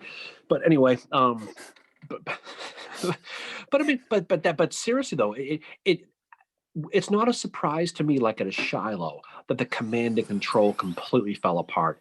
Really, on both sides, but especially on the Confederate side. Yeah, but still, like, you look at, even flash forward to Chickamauga, and you still got shitty communication. You've got Bragg meeting with his commanding generals, Longstreet included, after that first or second day, and he's meeting with them separately, giving them different orders. He finds Polk the next day sitting on a rocking chair outside some house, and Polk is all like, "Good morning," and he finds was it D.H. Hill eating breakfast with Patrick Claiborne? D.H. Hill, and he's asked, like, "Why aren't you attacking?" And Hill's like, Well, I mean, Polk, Polk's entire corps is missing on that second day. They can't find them. "Well, It takes an aide 2 hours to find these guys. because he's 4 miles away." They're 4 miles. I mean, think about it. Okay, another mile, guys. One more. Okay, let's stop here. I mean, Yep. it just seems so random. They end up taking off. Polk was such a shit show. He was not a great general at all. Another religious guy, Mary, by the way. Jim says, "I love Mary Chestnut because she is such a gossip." Exactly. See, that's what I love about good. That's what we were talking about this the other day. Yeah. That's what I love about Mary Chestnut, is because she was telling these stories in real time, and it wasn't factual stuff. She was on the front lines, but it was all the stuff that everyone in the town was talking about. These rumors about Sherman being near Charleston, what they're going to do. A lot of it is wrong, but it reminded me a lot. I think we talked about this a couple of days ago. Yeah. Like when 9/11 happened, Yeah. there was all these rumors going on. No one knew, but there was all these things. This is going on, because the news had no idea what was going on. That was almost, or like the Lincoln assassination night on April 14th. No idea what was going on. There's rumors that the Union soldiers running through the town in horses, they were the Confederate cavalry invading Washington. Yep. There's all these rumors. But she was talking about what people are feeling at the time in the town. Yeah. And I think that's such a great insight. It is. Like the Tilly Pierce diary was written years later. Okay. Yeah. So but Chestnut wrote this in real time. So you got a real emotional experience at the time. Now you can say what you want, Mary Chestnut, the whole Confederate, whatever, but it's an interesting look into the psyche of the citizens of Charleston at the time. And that's what's great about it. And exactly. You know what? Yeah, she didn't like the Pickens. Like, who cares, for Christ's I know, sakes? exactly. And honestly, she shows how far we haven't come with regards to, like, gossip and stuff. I mean, like, she's writing in her diary. It's not meant to be seen. It's kind of like, somebody, like, if you looked at anybody's text messages, you're going to see gossip. You're going to see all this shit that happens, and it still happens. But she's an important part of the history and the story of the Civil War, especially from that civilian perspective in the South. And yeah, she's a gossip, but she's fucking fun for that reason. It's like Mary Chestnut. How could you, hey, Bjorn. Bjorn's on. Yeah. Bjorn just said, yeah, he just finished listening to the episode. Awesome, so Bjorn, if you won a book from our trivia contest, you could thank Bjorn, because he's at the Lincoln Library in Chicago, one of my favorite Abraham cities Lincoln there. Bookshop. Lincoln Bookshop. What did I say? You said Lincoln Library. Oh, I'm sorry, Lincoln Bookshop. That's in Springfield. But God, but he runs that. So thanks Bjorn for that. So if you want a book, thank Bjorn, because I got a whole bunch of books here. So we're gonna so we're still going to be giving some away too. As well at some point. But yeah, Abraham Lincoln Bookshop, like it on Twitter. They're on Twitter as Lincolnia. I'm going to butcher that. And they're on Instagram as well. They do a lot of Facebook Lives with different authors. I know Bjorn did one yesterday. I think it was about Shiloh. that was on there, but they are definitely a great follow on Twitter and Facebook, especially for the Facebook Lives. The Facebook Lives are really, really No, good. we love their support. That they're awesome. So we definitely will do that. So Yeah, and we appreciate his support with the podcast as well. Too. yeah, it's been we great. got a bunch of books. We'll do this again. I got a bunch of books to go for the next one. We're gonna give all these books away he gave us. They're really, really good books too. So anyway. Snyder, had she been born in this generation, she would have had her own TV show spreading gossip. Oh, she'd be on The View today. Oh, she would. Can you imagine her with old Megan McCain and old Whoopi Goldberg? Right. Oh my God. Yeah. But yeah, Mary Chestnut, she's a good She was an opinionated socialite who felt what she felt, and she didn't mind talking. But you know what, though? As someone who studies history, that's what you want. Exactly. Because a lot of the stuff she says is wrong, but it's the stuff that she felt. And that's the things that's really cool, because you want to talk about reading between the lines. Yeah. That's what that whole diary is. And a lot of the stuff she says is just not right, but it's what they thought at the time, which is almost as good as what was really happening. And Ryan said, didn't win a book, but big fan of book enabling. So well done. And thanks, Bjorn. Yeah. Huge thank you to Bjorn for all his support with the. Yeah. And I mean, of course, bookshop. Don't worry about it. I was just kidding. Jeez. But anyway, we appreciate. He's a good dude too. So yeah, Bjorn was actually a guest on Rail Splitter podcast a few years ago, and he knows quite a bit about the Battle of Shiloh. I think he's given tours there before, as well. But I think that's kind of his battle with the Civil War is Shiloh. So very, very cool. Yeah, no, definitely. So yeah, so yes, Leonard, yes. So thanks, Bjorn, to anybody who, if you want a book, or if you're gonna, because you'll win a future book on the trivia. We'll do that again, even though some people try to cheat on our trivia, Mary. God, guy. That was so fucking funny. That's why I did what's it. Going the on, first Al? 16. Hey, Al. Looking more and more like. Oh my God, you're not. See? Now we go. Now I got it. See? Are you a hardcore Christian yet? You shouldn't be drinking beer though. Oops. I'll never be confused for a hardcore Christian, but that's okay. Anyway, Al Civil War Lampoon. So shout out to Civil War Lampoon too, which is my favorite Civil War website. Yeah, the Civil War The View would be an awesome SNL skit. It would be 9 people would get it. It'd be pretty funny. Oh yeah. But that's the thing, is like you can make these inside jokes and people get them. I mean, we took Jurassic Park and we put it as part of our podcast, right? Like, it's just stupid stuff we do. But anyway, yeah. So Al, thanks for jumping on as always. As everybody knows, Al, he's the head of the Lampoons. Civil War Lampoon is my favorite out of all of them. They're all good, but I'm more of a Civil War guy. I don't know the global history as much, but it's the Civil War stuff is a lot of fun. Oh yeah, Mary, you're quite active on that now. You're kind of like the target of the Howard Hump Day now on the Wednesday. I am. I just go with it. I don't whatever. He's my favorite general, and that's it. He's my favorite general. I have him tattooed on my arm now. As opposed to my favorite Western general, which is William T. Sherman. You should hear her go when she describes her favorites. Jesus. Yeah, that was every time she says Christian general, do a shot. You'll end up at the Betty Ford Clinic in 10 minutes. Which is ironic because Howard didn't drink. My two favorite generals, I'll decide you didn't drink, Howard and Claiborne. Claiborne didn't drink either because he was an angry drunk and tried to murder somebody. Yep, and that's why I don't go to the boat show. Drunk people at the boat show. But anyway, so it's a good. We talk about communication through all this, and I thought that was Beauregard's big mistake on that second day. It really was. Yeah, sending that and saying. But the communication. This is the problem with this: is that you have so many historical battles where communication's bad, and you look back and blame them for bad communication. Yeah. But they don't talk about the terrain. They don't talk about the weather. They don't talk about the woods. They don't talk about the clowns. They don't talk about the snakes, the occasional alligator. Unicorns. But there's a lot of things that they have to deal with, that the control and command is so screwed up. But Johnston getting killed was a game changer in that battle. It really, really was. It was a game changer in the Western theater, and I'm putting out the Ryan Diamond bat signal with that one because I know he's got thoughts in it. But I think it really, Johnston going into Shiloh has a lot on his shoulders. He has negative press. He has Davis being like, I need a fucking victory. He's got Henry, Donaldson, and Pea Ridge. And then Well, I mean, the army, you know, the conch shell brigade we talked about, right? yeah, That army, I mean, you talk about the people they had, right? Hardy, Breckinridge, Polk, and Bragg. They're yeah, all four distinct armies, you yeah. know, 7 mobs ago, right? Because even 3 in the Bragg, front, 1 in the rear. exactly. Ooh. Even Bragg, Jacob's guy, described the army as a mob going into Shiloh. Yeah. Some of these guys didn't have uniforms. They, you know, they did different levels of you know, of garb or whatever. Yeah. But they didn't train together. It's like putting a team together and never been playing a game and right off the bat. And then as soon as it mixes up and these guys go into different brigades and different regiments, Yeah.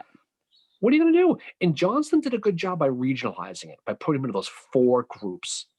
Mm-hmm. But when Johnston got killed and the night ended, where Beauregard, like I said, screwed up, as he didn't reorganize it that night. No. He just left them there. No, and then that was very similar to what happened at Chickamauga too under Braxton Bragg. You know, like there's different brigades are fighting under different commanders. All of a sudden, like April 7th, you know, April 6th, Claiborne has been taking orders from Hardee. April 7th, he's taking orders from Bragg, and he takes an order that he questions it and is like, "You want me to what?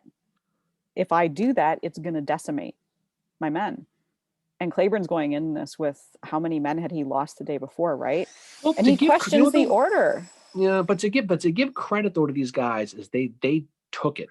Like Yeah. you look at like the wheat field at Gettysburg, right? Mm-hmm. Like the Samuel Zooks in the worlds, they're getting, you know, they're being told by different, you know, because that was another one. They got the wheat field on the north, right? The control and command was completely screwed up there too.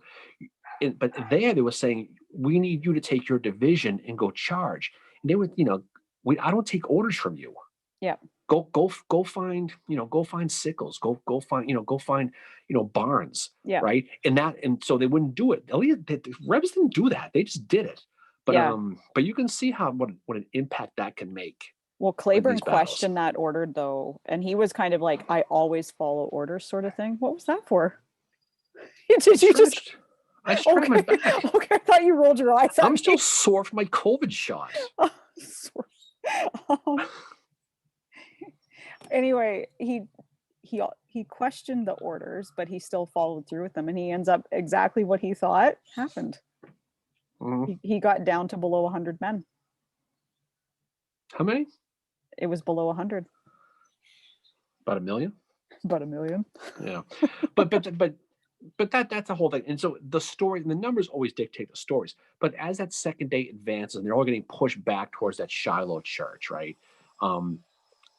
It took a while for Beauregard to finally figure out that the game was over, that the hunt was over.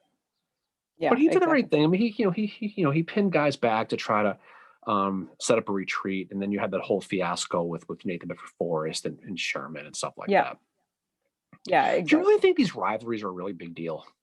Like I know mm-hmm. that they come out, and we talked a lot about the Sherman versus Forrest one, because there are quotes about that, about the whole give up the treasury. There's definitely the treasury and all that. Well, actually, if it's not written down, then it didn't happen. You know, but I think, but I wonder. You wonder how much, and this is where you wish that there was more newspaper people where Sherman would actually talk to these people, right? Yeah, but he wouldn't. He hated the press. That was the big issue, is he hated the media, which I get. Don't get me wrong, but if he'd have sat there and said, "What do you think of Patrick Claiborne?" what he would have said, right? Because in absence of those quotes, it's all speculation. That's where you got in trouble last night. I know what I was speculating, and I get it. It's not written down, but then the person came back to me and said, maybe this is what you want to believe or whatever, basically telling me that I wanted it to be true, so I'm making it up in my head. I'm like, no, I'm looking at the evidence of Sherman getting Clay burned 3 times. Like, imagine waking up in the morning of the 6th and realizing that the dude from Ohio is actually correct, as your, aide de camp Holiday gets cut down by a cannonball, and you realize you've been attacked. And then you probably find out later that it was just it's the Irish Brigade commander attacking you. And then it happens again at Missionary Ridge, and it happens again at Kennesaw. Uh-huh. And by Kennesaw, I think he had made it into the personal game. Yes, I'm just speculating, it's just my opinion. It's not written down, but You know what? It's fun that's speculation, for God's history. sakes. It's looking at these guys from a human perspective and how the psychology plays into it, and how it wasn't all military strategy. There was a level of personal in this too. You see it at Five Forks. What happened to Warren was nothing to do with the way he was militarily. It was everything to do with the way he was as a person. And Five Forks finally, sealed the deal. It was wrong, but look what happened. Five Forks. Five Forks in the whole thing. Jim, it's like my fan, like I tell him, write it the fuck down. Exactly. Or don't write it down. That's the secret to life, right there. Yeah, don't write it down. Plausible deniability. Yeah, but that's just the thing. I was just speculating and I'm just speculating. I'm just looking at the evidence. You got your ass kicked last night. It was so funny. I did. It was so freaking funny. I did. But whatever. But you know what? But then it digressed into that Franklin was almost a victory and Hood is amazing. Yeah, I don't get that one either. And that was, I was like, whoa.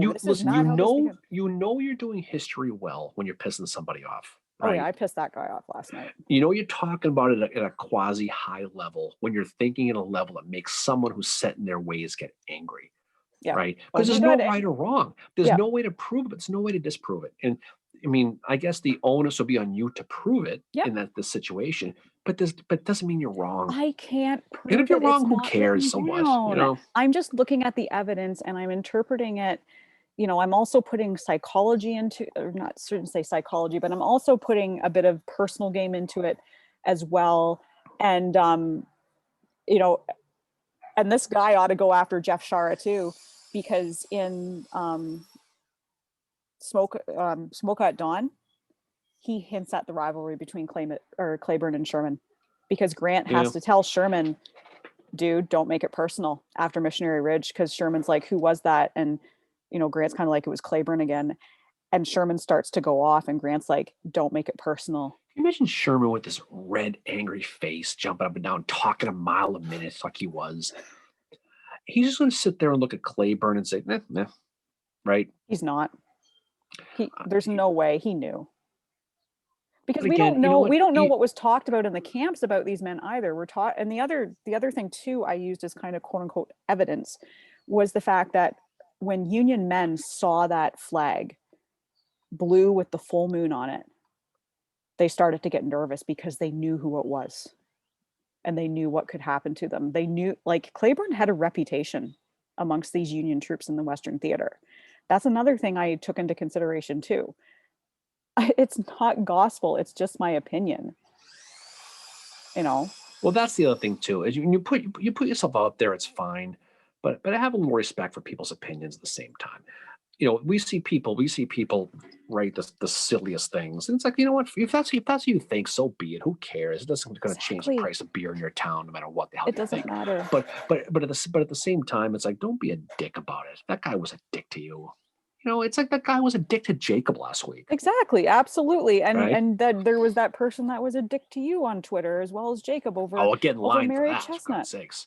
Like over Mary Chestnut, like Snyder says, the problem with speculating history is people get upset unless you have a long list of accreditations and best-selling books. Unfortunately, that's true.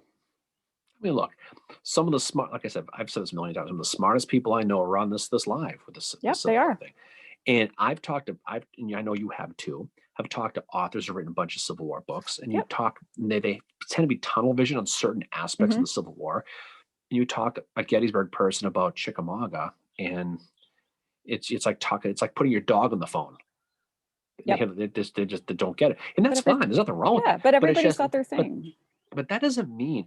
I mean, there are a lot of self-educated people in the subject. Doesn't mean just because you don't sit in a classroom and take a test doesn't mean you're less smart. It's just the way the reality is. I know we had a president around that area who was a self-studied lawyer, Mary. Exactly. He had, what was it, less than 4 years, or no, 1 year. I think it was, I say Lincoln? I think that was his name, right?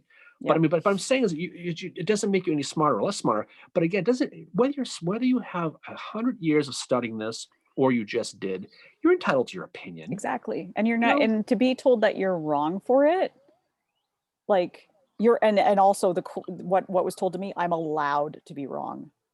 Yeah. It was I'm kind like, of funny. I mean, it was. And I was like, I saw it and I'm like, fuck this. What the hell? Like, and then he said, no. I was allowed to be wrong.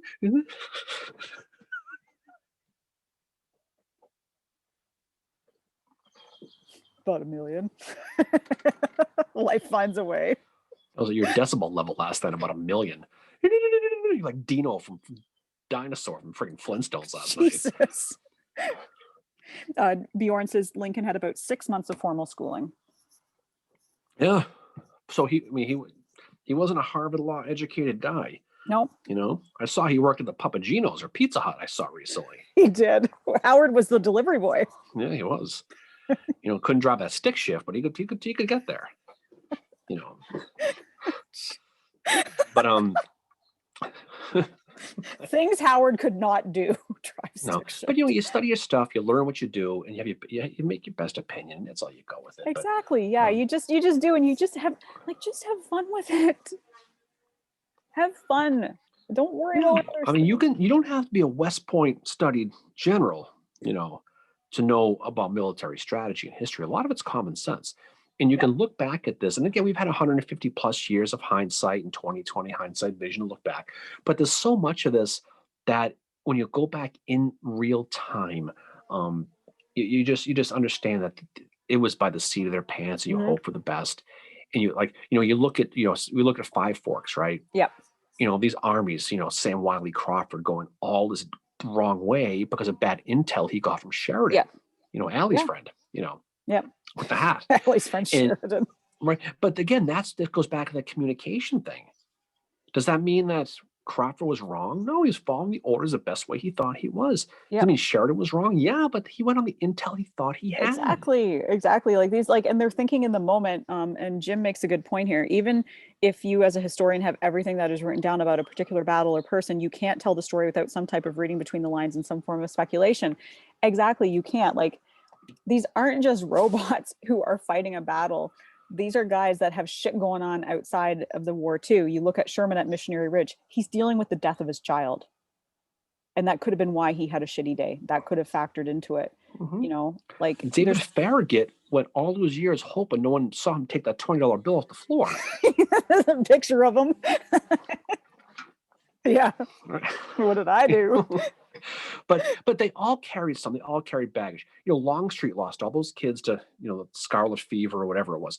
All these guys did, and so you take it in context for what it was. But they all did the best job they could. But there were mistakes are made because it was most of the mistakes were based on bad communication. You look at all the like McClellan, right? How the whole how many troops the Rebs have? About 1 million. But a lot of that was intel given to him from Washington. Exactly. So what's he going to do? I mean, if you're told that the enemy has this many people and that's your source of intelligence, what are you going to do? Exactly. Right? You do the best you can with it. Yeah. I mean, McClellan had a lot of faults, but he shoulders a lot of blame. That is not deserved. He does. No one stepped in it more than he did. But Lincoln Lincoln gets a get out of jail free card for some of this shit. Meanwhile, he's like, I mean, that episode we did about McClellan is one of my favorites. How we talked about, like McClellan does need to have some of the blame, but let's put some of it back on the administration too. When you have John Reynolds going to Washington in June of 1863, being offered the command, and he just says, to Lincoln, are you gonna like relinquish some more control, or are you gonna be like fucking micromanaging like you have all along? And Lincoln's like, no, I'm not ready to do that. And Reynolds is like, nope, then I'm not doing it. And Reynolds he's someone, if you look in his letters and all that, you can see Reynolds is a McClellan guy, but he's also like, I believe if Washington didn't meddle, we could get more done. So there's no way Reynolds is going to take that command because he won't be able to get anything done. They know, but something? I mean, that's between the line stuff. It is. There's nothing written that says Reynolds says I wasn't going to take command. I mean, there's all kinds of speculation about it. Yeah. We'll be talking about the Lincoln assassination here pretty soon, and God knows there's so much stuff about Booth that's all speculation. Exactly. Yeah. Some of which got me in trouble last year around this time on Twitter. I know. Right? But Anyway, anniversary of that speech was today. Was it? When did he what give speech? Lincoln's last speech? Was it today? What's Anniversary? today's date? Today's the 10th? That Booth was at? Yeah, today's the 10th. It was right around here, 10th, the Yeah. 11th. What the hell is today's date? Today is the It's the 10th. 10th. I think it was the 10th. It was right around there. Yeah. But look, McClellan, he wrote that big gigantic dissertation afterwards bashing Lincoln. I mean, he doesn't get any sympathy for that. No. But he does get sympathy in a lot of ways. I mean, he did. You can argue, and you can make this argument that he took that army after Second Manassas and put them into shape, and he got that. I don't want to say victory at Antietam. He got that. He got that overtime, shootout goal hockey victory, which is kind of like a glorified enough tie. of a victory that Lincoln was able to put out the Emancipation. And that could have been a situation where, if it was a Second Manassas situation where the Union just got pantsed by the Rebs again, that would have changed everything historically. It would have. Everything. Antietam is such a, important battle in the Civil War because it was a game changer in that the Emancipation came out and that changed why the war was being fought. Anybody who hasn't been to Antietam needs to go, especially the Gettysburg people, because first of all, it's so close. It's like an hour away from Gettysburg. If you're in Gettysburg, you got to go to Antietam. I love Antietam. But it's plus Antietam Brewery, Mary. Oh, I know. McClellan beer, 1 million IBUs. McClellan beer. How many IBUs? About 1 million. But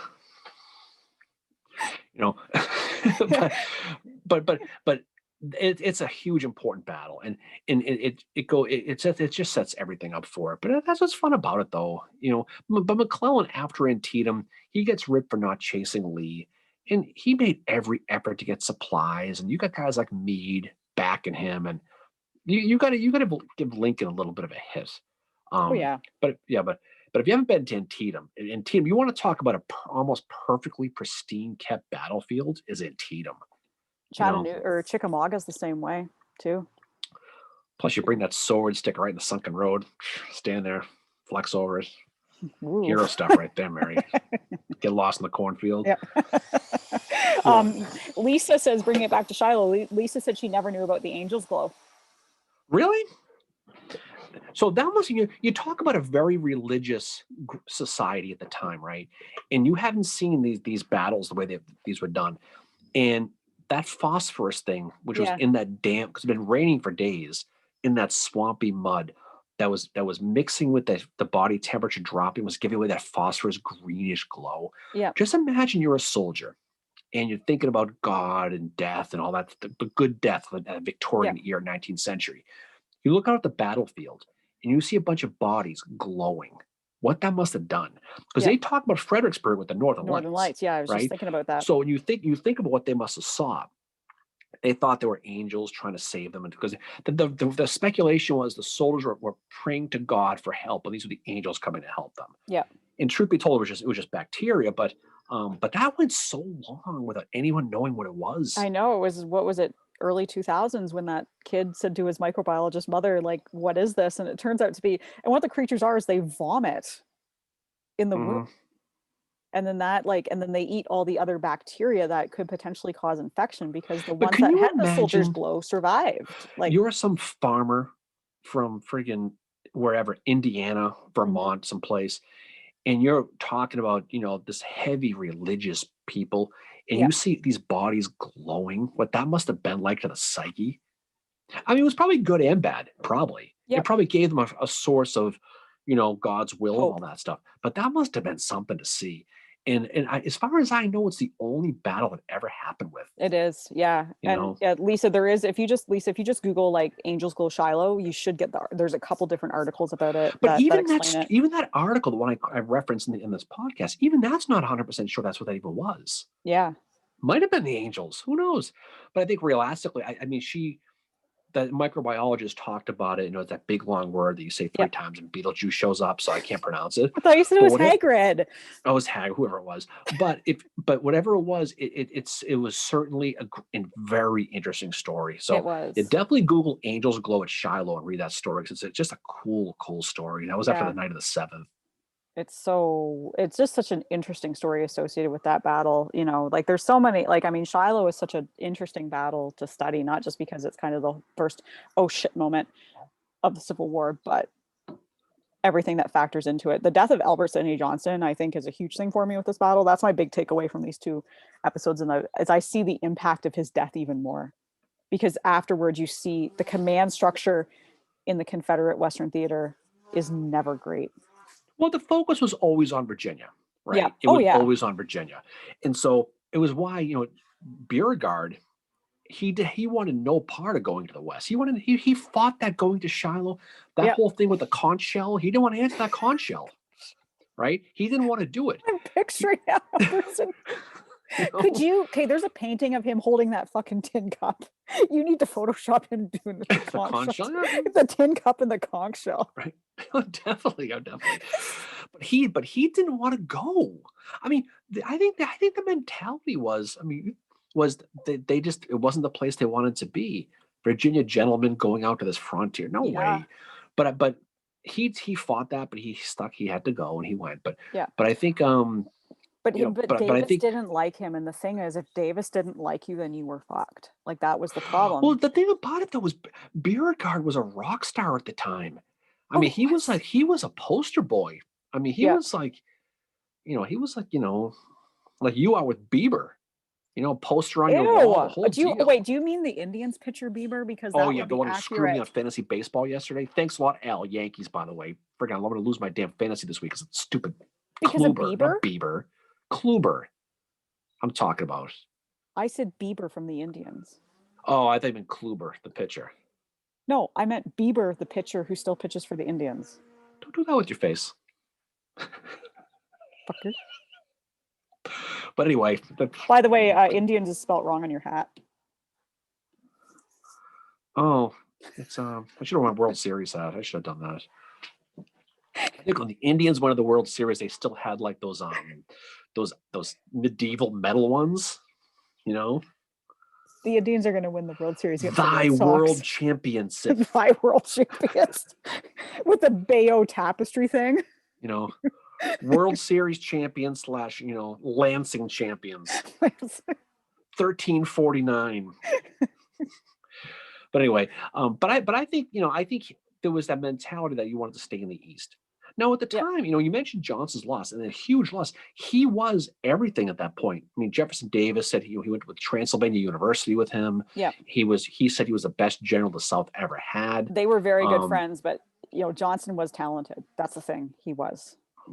But he was. So, and no one will know what the loss of Johnson really, but it's that reading between the lines thing, right? Mm-hmm. It's all speculation. I think personally, based on who the cast of clowns in that clown car they brought in the West, minus Hardy and Claiborne, just picture a little car pulling up with 5 generals jumping out of it: Hood, Hardy, Pope, all of them. One fail after the other. Joseph Johnston. This is what they were left with. Now, Albert Sidney Johnston might have fallen on his face too, but you never know. But he was so highly thought of at the time. He could have provided a legit rival, to use your word, in the West to Grant and Sherman, but we'll never know. I think how it would have been had he survived, it would have been Johnston, Hardy, and Claiborne. Those have been the top 3 in the West. And A.M. Wood, because I think he would have climbed too. He probably, definitely. Rise to the occasion. He would have. Jesus, to the head of the army. But I think, the loss of Johnston, I think Johnston was kind of holding things together, because after that's when the drama really begins in the Western Theater with these Confederate generals. You got Polk and Bragg. They're both friends with Davis. Their own problems, each of them. They don't get along. But Davis is it won't take either of them out. He just kind of moves them around a little bit, right? You have Hardy, who he's talented, but when he's offered command before Hood, after, Joseph E. Johnson, when Davis is like, nope, fuck you, you're gone. Hardy's like, nope. I think Hardy would have been okay though. Hardy would have been good. I think Hardy, for the most part, was strong. He was. Because when you look, Braxton Bragg, I think, is underrated. I hate to say it. He is. But again, he's his own problem though in some ways. He argued with himself. Well, I mean, but he has pluses and minuses, He and does. people focus on the negatives with a They guy do. like Bragg. But he's not going to brings it upon himself like the whole quartermaster story about denying his own Yeah, requisitions. he's like writes himself, who's the quartermaster, a letter saying, "I need these supplies." Writes himself back and says no, and there's a back and forth. And finally, someone says, "Well, Bragg, you've managed to argue with everybody, including yourself." No, it's a great quote though. But you look at the guys involved in this battle. I mean, Hardy would have been the guy if Beauregard. He had to have been, I think right? no, but wouldn't it have been Breckinridge, because wasn't Breckinridge higher in command? But again, in the South, it wasn't as important in the No, North as but I'm that day thinking of the something from Star Henry thing. and Donaldson, that there was, who I was in think charge I at Henry and see the Donaldson? Because Breckinridge is pretty high up, and there was Breckinridge. was it Yeah, Breckinridge? Breckinridge would have well because yeah, I think it would have been It would Breckinridge. have been Breckinridge, because I yeah, think it it would would have have been been, it would have went because he's Albert Sidney Johnson, Beauregard, Breckinridge, and then Hardy, I think. right. But I don't know if they would have. I mean, who knows what to say? Because you can say Hardy to me reminds me a lot of like a Sedgwick, who just doesn't do anything, but he's just very. He doesn't have peaks and valleys. He's just No, there, he right? flies under the radar because he's a lot like Claiborne. He's kind of like a soldier, like, let's get this shit done. But you see him a little bit more in Savannah, when he's the one to say to Beauregard, and this is after he gets news about what's happened at Franklin. This is where he's, when you Savannah. poor Savannah, backdoor. It's never a good idea. Unexpectedly. Ooh. Oh, time for another beer. You see Hardy say to Beauregard, "We can't fight them," because he's just found out about Franklin. And this is again the whole, where what's happening to them personally does affect the decisions that they're making. And Of then, course they do. what But is the it, a thing few about it months is, later, his son gets killed. but these decisions in real time are ones that it's very difficult to comprehend Yep. now, looking back in history, because Yep. they made the decisions with 10% of knowledge. It's like declaring an election over with 1% of Yep. the election in. They went with what they thought. Yep. But I've never had an issue with William Hardy. I always thought he No. seemed to be happily decent compared to, but I think Johnston living would have been interesting. How it would have been, because if you think, let's just play this out. Let's read between the lines. Yep. Like your buddy on Twitter last night, who probably hates you, right? Let's Whatever. say for a second, let's just say for a second, Johnston lives and he becomes really strong. Jefferson Davis is right, and he becomes a legit commander. Okay. What does that do for that Western theater? How does that affect Vicksburg? How does it affect Atlanta? Does it keep Grant in the West and not the East? Does it affect the Overland Campaign 1864? Is Meade going to do Overland Campaign in 64? I don't think so. No. He's not going to be aggressive. So that's how history changes. Now, we could be totally wrong. He could have been a complete biohazard dumpster fire. Yep. He could have been Bragg times 100, right? But if he wasn't, that's the thing, is in how, when you look at the big picture of history, what a big loss that could have been. Now, we'll never know if it was, but it could have been. Yep. Right? Oh, I think it would have been completely different. I think it would have been a game changer. I mean, that's the thing. Albert Sidney Johnston was respected on both sides of the Civil War. He's the highest ranking officer on both sides killed. Well, his wife was the one at the piano playing Kathleen Mulverneen in Los Angeles with old Winnie Boy, waxing poetic with Hancock. Speaking of Braxy, with Armstead, what? Braxton Bragg's outside.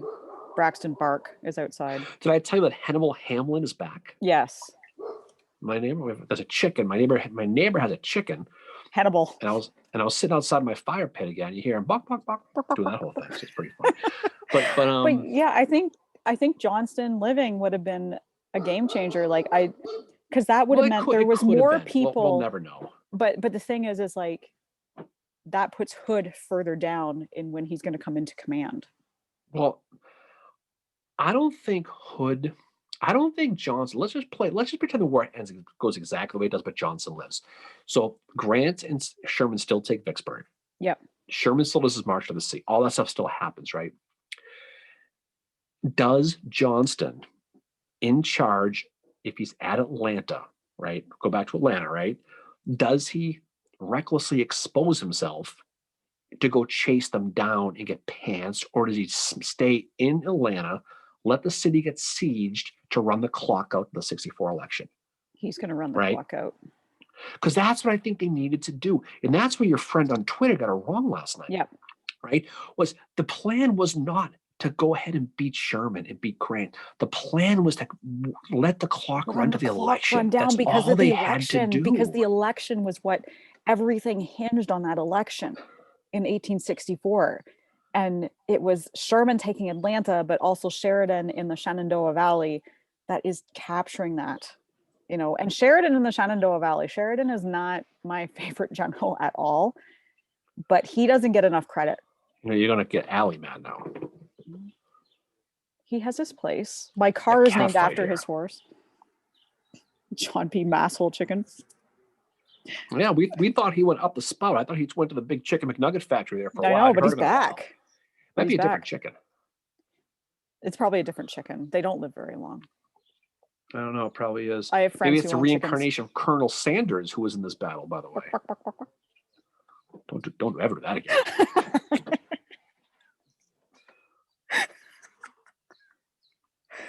But I think, yeah, they just had, like, Atlanta is a huge thing where they just have to run the clock down. And that's why Sherman, when he found out Hood was in command and Schofield tells him, oh, he'll be aggressive, Sherman's like, yes. Well, I think Sherman knew, like, if you look at the thing with Sherman is he's a good at, I think, what is it? Strategy, as you and I have talked about off air. What are you? Just Leonard. I think Sheridan must have, like, I don't know what he did in Leonard's past. I think Leonard's reincarnated from some Sherman's ex-girlfriend or something. Sheridan? Yeah, Sheridan. There's a Sheridan. Yeah. Because he's got Leonard. I'm definitely buying a Sheridan hat when I go to Gettysburg next month, just so you know. I need to get one too, because I'm the same height as Sheridan. Same anger issues too, actually. See? You know. But yeah, the thing with Atlanta is they just had to run the clock down, so then Hood is in charge, and then all of a sudden it's like, yeah, we got someone who's going to be aggressive, because Sherman, he's talented. He is a great general, but he's better at things like the March to the Sea than he is at pitched battles.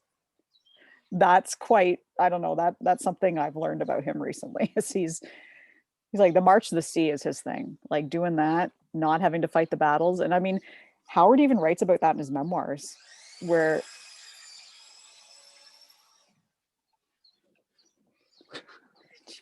anyway, I'll stop. No, he does though. I mean, Sherman's definitely a better general manager than a coach. I thought he is. Yeah, that's fine. Yeah, but and Howard says that in his memoirs. He says that the two talents with battles in the Union Army are in the Western Theater are Grant and Thomas. And he says Sherman is really intelligent and he's really good, you know, writing stuff down. But when it comes to fighting a pitched battle, he just he's like, you know. Yeah, Sherman's legacy obviously is the Total War and the March to the Sea and the Carolinas. There's no question. That's a lot of great things he did. But he didn't do well at Kennesaw. He didn't do well at Chattanooga. He didn't do well at Shiloh. And that's fine. That's fine. Doesn't mean anybody's ranking on him. I mean, he had undivided support to, this guy. Well, right? Because he didn't have political aspirations, and Grant knew that. But too, like, the thing with what Howard is saying about him is this is someone who's fought side by side with him, and he's seen him, and his assessment isn't it's just what he thought. It's not, I don't think there's any agenda. I don't think Howard's got an agenda. He just is like, yeah, Thomas and Grant were the best ones that we had in the West, and Sherman, he was awesome too, but he didn't have it when it came to battles. He didn't. I mean, yeah, I mean, he was. I mean, he did get. I would have been interested to see how the March to the Sea might have played itself out if, if he had somebody fighting him every step along the way. Exactly. Because he almost got a free run through Georgia. Oh, right? He did completely, but he knew that. He knew he was going to get that. I think. Mean, even Tom Brady had a tougher time. He did. But I think he knew that he was going to have that, because it was all in the East by that point. And I mean, Lisa said, "Hey, Lisa, we'll see you next time." Yeah, hey, Lisa, thank you for jumping on. John P says the war was won by campaigns, not just battles. Exactly. And the Atlanta campaign and the March to the Sea is a huge factor in the winning of this war. It was, but I mean, like the Maryland campaigns Antietam. I mean, Yeah. it's the same thing, right? So it kind of goes both ways. And the Civil War is primarily a war of campaigns. There's no question Yeah, it was. it It is. definitely was. Yeah. But I think I think he was someone who you got to win a battle to continue a campaign. Sometimes you have to keep the line moving. But he did good. Look, the March of the Sea is ultimately what It won the is. It's war. It brilliant. And really did. it's 100% Sherman. And that is what he excelled at, was something like the March of the Sea. General Thomas, who, I mean, I think was the most talented man the Union Army had, could not have done the March of the Sea. Sherman had everything in him to do it. The confidence and just his attitude towards it was like, I can do this, Well, you he know? knew. I mean, the Southern theory was to win the war, you had to get the North to quit, not want to Yeah. fight anymore. Sherman did this.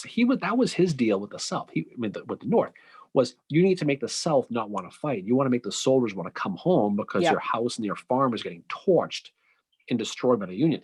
So he was a psychological guy, right? Yeah, and that's what Lori I think Lori said that Okay. Lori said like Sherman was all about the psychological effect on the campaign. And she also says, wasn't it Howard who said that Sherman and Grant complemented each other talent-wise? Yeah, Lori, Howard has an account of when Howard was in the Western Theater and Sherman arrived for the Chattanooga campaign, that Howard was in the room with him and Grant when he arrived, and Howard could see the friendship between them. And he said, you couldn't ask for two opposites, but they complemented each other and they worked together so well.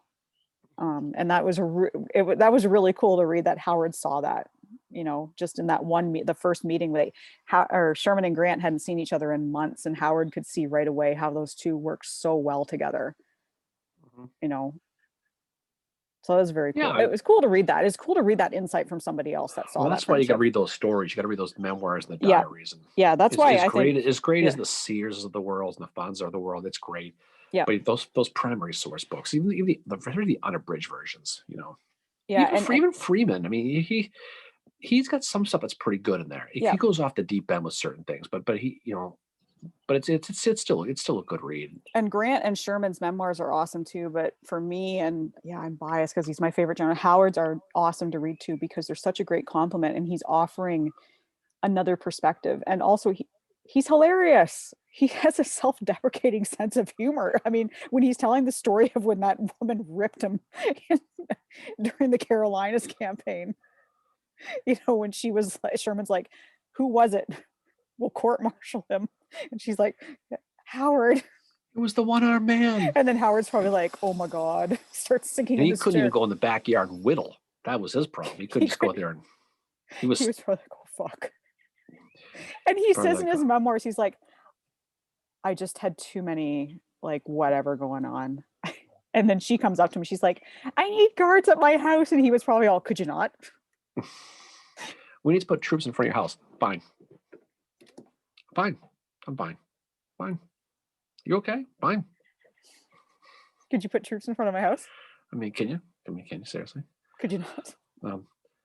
Maybe you could just message me and ask me where I am.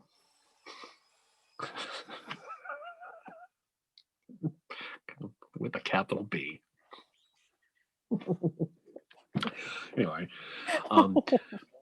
but seriously though, but there's a lot of that though. But there's a lot of that. Yeah, but there's as you say, like, Road to Richmond, Abner Smalls, right? Roads. The road that's those diaries are so fantastic to read, because it gives you so many good insights into it. And like I said before, we talk about this all the time, but that Road to Richmond is a perfect diary to read. If you read one diary, the only one you ever read that one, because it is. I think you said Frail got that. Yep, he did. Yeah, that's a good book. Yeah. Anybody who's read that book, just chime in and say what you think about that. But that's a good one. We should do that as a book club, but we can't get the author on because he ain't gonna make it. Zombie. We'll have him on. I'm sure Jim Miller has read it because he's got quite the extensive Civil War book collection. I'm sure Allie's probably read it. Yep. Allie probably read it in the time that we've been on this live. Yeah, she's a speed reader. I don't know how she does it. How the hell she does that. It takes me forever to read. I blame having ADD on my slow pace of reading, and in fact, I have to take notes during everything. Well, I read like at night, and it puts me to sleep sometimes. Yeah. No matter what I'm reading, because I'm so wiped out at the end of the night. But I read that. I was reading this one this morning, bloody crimes. Oh, you know what I'm reading right now is that new Eric Schleinle book from our podcast thing. Dim White Light. The Dim White Light, Yeah. which is pretty good. And you were saying it's pretty good, right? It's like a Twilight Zone meets Civil War book. It's pretty cool. It's a fictional book, but it's definitely Elodie, what did I read? I walked you read Al, you were Road to asking Richmond. if you've read The Road to Richmond by Abner Small. I'm sure you Hey, have. Amelia. What's up, Amelia? I assume she's on since you said that. Yep. I can't see people coming on like you can. You can't? I can't. Again, I had the power of Gracefall, apparently. Go right to your head. There needs to be a He-Man Civil War meme. That was my favorite cartoon growing up. He-Man? Mm-hmm. He-Man and Tom and Jerry. He-Man and Tom and Jerry. That was more of a cartoon I liked. Bugs Bunny was pretty cool. Yeah, I watch that too. But yeah, He-Man, Tom and Jerry. All those ones. Thundercats. You can't even have those cartoons anymore. Remember Battlestar Galactica? That was a good one. Didn't watch that one. Well, and then what was the other one? Oh God, I'll think about it later. But it's Star Troopers. Star Troopers. Mm-hmm. Is that what it's called? Is it a cartoon? Yeah, I think that's what it was. I don't remember any of this. I don't know. And you and I are from the same generation. It must have been from that chase down when you were chased by an ostrich days. Must have blocked it out, probably. Probably, yeah. When I was attacked by a peacock at Disney World. And there's a YouTube video for it. Yep. Actually, I was corrected. It was not a peacock. It was a peahen. It was the female that attacked me. Okay, well, it's important to know. Yeah. That's what we got to tweet that video. Little Mary getting attacked by a bird. I have a scar from it. Yeah, you do. Nearly took my fucking eye out. Yep. John. Oh, and Jim says John Beauchamp Jones's Diary is a must read as well. The ransom book on Andersonville is a good one. There's a lot of good ones. I tweeted that in my favorite tweet, but the ransom one, which is actually right over there, so I was going to read it again, is really, really good. I like that chestnut one we talked about before, but the small ones really, really good. Obviously, Hunt Rhodes' book is fantastic. Watkins, Company H is fantastic. But probably any diary is really, really good. Well, any diary is good, including Mary Chestnut, despite what the internet says. But I do like the small one. I mean, I'll be honest. Jacob, you were attacked by a nut. No, I was attacked by a peacock. Darren Squirrel O'Connor. Oh, God, Roger. Jesus. Forgot about that. Leonard, it's okay to be wrong, Mayor. I know. I learned that. Did I ever tell you the squirrel story? No. What's the squirrel story? I didn't tell you this. No. Freaking Roger knows this. So it was years, I don't know, 5 or so years ago, and I came out to my car. It was the day after Thanksgiving, so it was that Friday, and I was going to work, and it was one of those quiet days at work. And I went out to my car, and my window was open on the back seat, which I keep my windows up all the time. I never keep them down. So I'm like, what the fuck is my window? Okay, so I'm driving to work, and I hear this noise in the back seat of the car as I'm driving. And I turn and look, and there's a squirrel in the back seat, staring at me, a foot away, right? And it was like that's a Groundhog Day, that movie with a groundhog. And I was like, right. So I pull the car over, and I open all the doors, and I run and hide behind a tree, right? And the funny part about it is the squirrel runs away, and I run back in the car, and I shut the doors, and I lock the doors. About 1 million. How many squirrels? But it was like a scary. I'll tell you right now, you joke about it, but you turn around, you're driving at 40 miles an hour, and there's a squirrel looking at you. Imagine feeding some birds or burbs with your grandfather, and then you're like, here, and then all of a sudden. Are you trying to compare the two? Because there's no comparison to that. Snyder said, did the peacock chase you around the musical chairs? Don't. Fuck. Luckily, Snyder, I have that video, and I'm going to tweet that now. You should.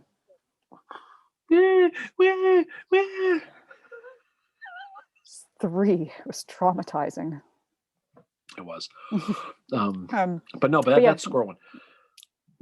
But yeah, Jacob Shiloh. married, but well, Jake, I don't know. We were talking about Chestnut earlier in the call. We would talk about her diary, Yeah. and the thing we were talking about was her perspective at the time was kind of indicative of what people thought in the town at the time. And that's what makes it cool is that it was just natural expression, natural feeling, whether it's true or not. That's what they thought. And that's what makes it so different. These other ones, Small and Rhodes, they're talking about things they actually saw in the battlefield. She's talking about things that she's hearing about. It was so interesting hearing of all the stuff they thought was going on. Sherman was, basically eating children and, all the stuff they would talk about. No, seriously, about what a monster was. It's an interesting read though. It really, really is. Well, the other thing too, bringing it back to Shiloh, is you read some of Sherman's letters to his family after Shiloh happens, and the one thing he mentions is, so he writes like an 8-page letter to Ellen, and he's like, I gotta go, my hand hurts. He constantly mentions his fucking hand that got shot. And then the other thing too, and he writes this to his kids, my bedroll was stolen. They took everything. That wasn't, and he blames Beauregard for that. Oh. Beauregard apparently slept in his tent. Yeah. And like, that's why he totally, like, he hates Beauregard after that for that. But he also tells Ellen, like, something, she's asking for money because she's like Mary Lincoln, she'd like to spend money and buy things, and Sherman writes her and says, like, you need to plant a vegetable garden this year because I don't have money for food. That's what she said. He's such a drama queen in the letters. But it's for a month after Shiloh, it's about the bedroll, and then he writes a 4-page letter and he's like, my hand hurts, I have to go. And just him being a diva bitch like someone else I know. I don't know who you're talking about. Oh shit, you're gonna float away. Is this thing on? Yeah, it's on. You probably just made all of our listeners deaf by doing that. No, it's okay. Jacob said, I understand our diary is important, but I still hated reading it, maybe because I had to for class. Well, yeah, that's fine to hate something, Yeah,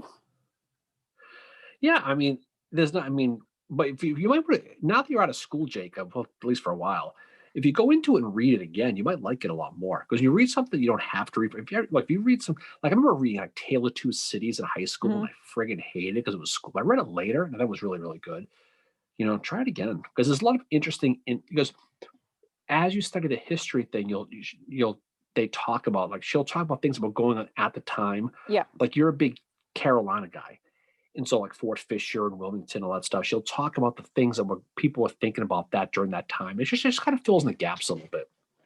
I mean, I get it, who she was and all that stuff, but it's still a cool read. I enjoyed it. Yeah, no, it's great. It's got an important place in Civil War history. And I've got to say, like, the Ken Burns documentary, which, I mean, it needs to be updated, but it's still something that got a lot of people into the Civil War. I loved when when the narration was her, because it just gave that civilian perspective.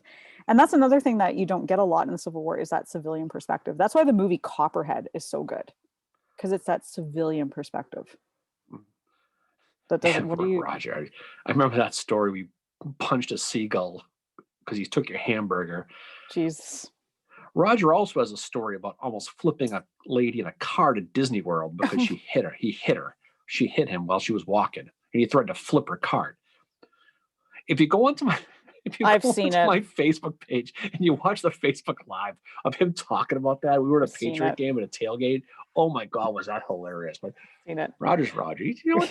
She probably deserved it. But it's funny hearing him get all fired up on it. One thing we need to mention is that we are doing a joint episode with Rail Splitter Podcast this week. Oh, I know. You delusional Lincoln people asked me to join you guys for the Rail Splitter Podcast this week. Talk about the Conspirator. Yeah. Okay. Yeah, we're going to be watching. So anybody out there, if you can, try and watch the Conspirator. Because we are going to be talking about that in a Rail Splitter Podcast, and it's going to be the first Rail Splitter Civil War Breakfast Club joint podcast together. Are they going to put our intro in? Rail Splitter's got its own intro though. That's you got to check with old Jeremy there and see if he can add the intro into it. I might do that. But yeah, so we're going to be talking about the Conspirator.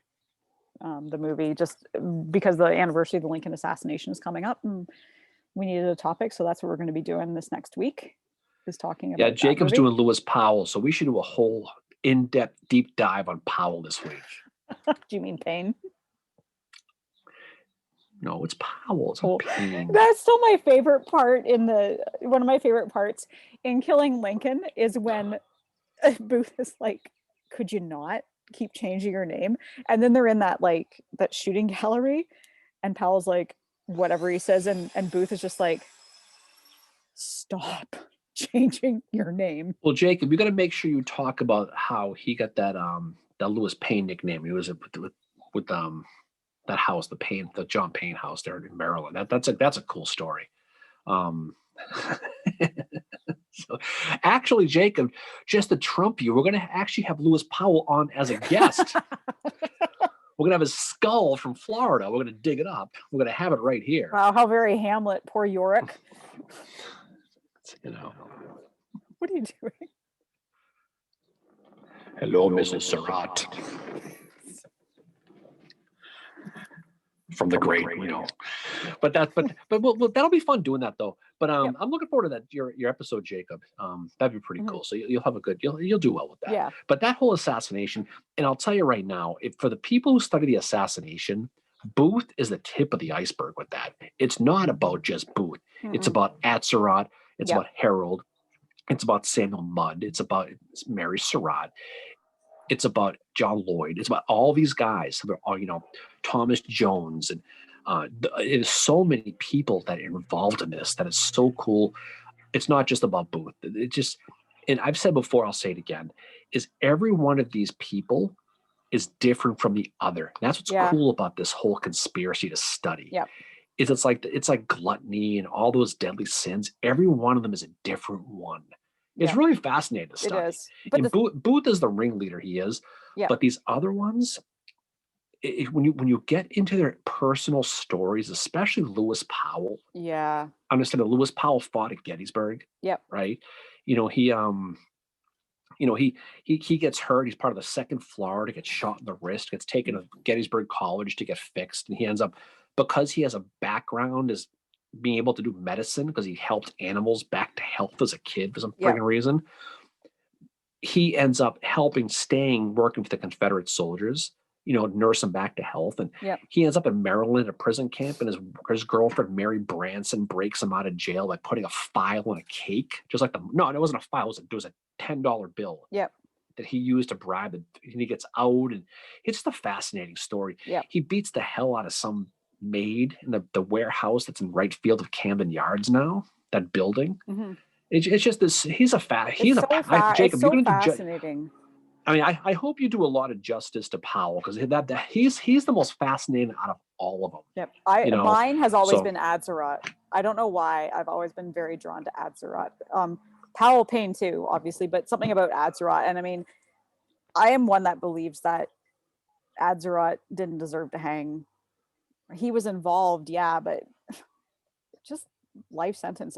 If they're up there hanging, then so does Dr. Mudd, Well, Mudd is one that should have, and we'll do a podcast on this, but Mudd is one who should have hanged before a lot of them. If Surratt hanged, Mudd should have hanged. Oh, because no, I'll tell you right now though, I will tell you this, Mary. When Booth showed up at Mudd's house the night of the 14th, I don't think he recognized him. I do believe, okay, because it was late. Yeah, he'd shaved his mustache off. Had he shaved? Did he shave his mustache off by that point? That's the story. Allegedly, he did. Whether he did or he didn't, who knows? But I don't think he recognized him. I think he recognized him the next morning, right? But he knew because Mudd went to Washington, D.C. in December before the assassination with John Surratt. He went with Booth to meet John Surratt in Louis Weichman in Washington, D.C. that in December of 1864, right? So he knew them. That it wasn't like they just didn't know each other. They did. I don't think he recognized him right away. I don't blame him for setting his leg. But you want to talk about how history changed. That jump, whether you believe the jump off the stage broke his leg or he fell on his horse, with his 2 stories, that broken leg changed history. It did. Because he would have made it. He would have made it down to Port Tobacco and across that river, probably realistic that night. Yeah. Unless he got delayed by that bad night. I think I think it was the jump off the stage. There's no, I mean, anybody who's been in Ford's Theater, tell me that you would not have broken your fucking leg jumping. First of all, he catches his spur in the flag, the thing about Powell, and the way he speaking landed. of Powell, I mean, yeah, we think about Lewis Powell. So he ends up with Mosby's Rangers, the partisan Rangers. He actually saves the lives of 2 Union soldiers. Yeah, that's what Kevin is saying, talking about his time with Mosby. And so, so some Union soldiers, there was something happened when they were in Maryland, and he ended up basically saving the lives of these 2 guys. He's a fascinating study, that guy. And he was like 22 years old. He's so young. He was young. And the best part about Powell is after he died, his whole story. Oh yeah. Well, because he gets executed. He gets hanged. I don't know if you know that, but he gets hanged, right? So he gets put on the gallows, and he for whatever reason, the captain who was in charge of hanging them took a shine to Powell. Who knows why? He basically said, "I want you to die like that. Yeah. Just, I don't want you to linger." But he fucked up the angle. So it took Powell 7 minutes to die. God. He literally kicked and screamed for 7 minutes on that gallows. He finally dies. They bury him. And they put him basically in a pauper cemetery, either a congressional cemetery. I think it was Congressional Cemetery in Washington. But he gets buried, and he ends up basically the cemetery, if I remember correctly, is going out of business or somewhere. So they say, "Come get your relatives' bodies," and no one comes to get Powell's body. How does the cemetery go out of business? Because they're going to build a condo on it, probably, realistically. So no one comes to get his body, and they put him. The guy who runs a cemetery digs him up and is going to bury him in like the cheap section way in the back. But he knows who he is, so he decides to take a souvenir, which is his skull.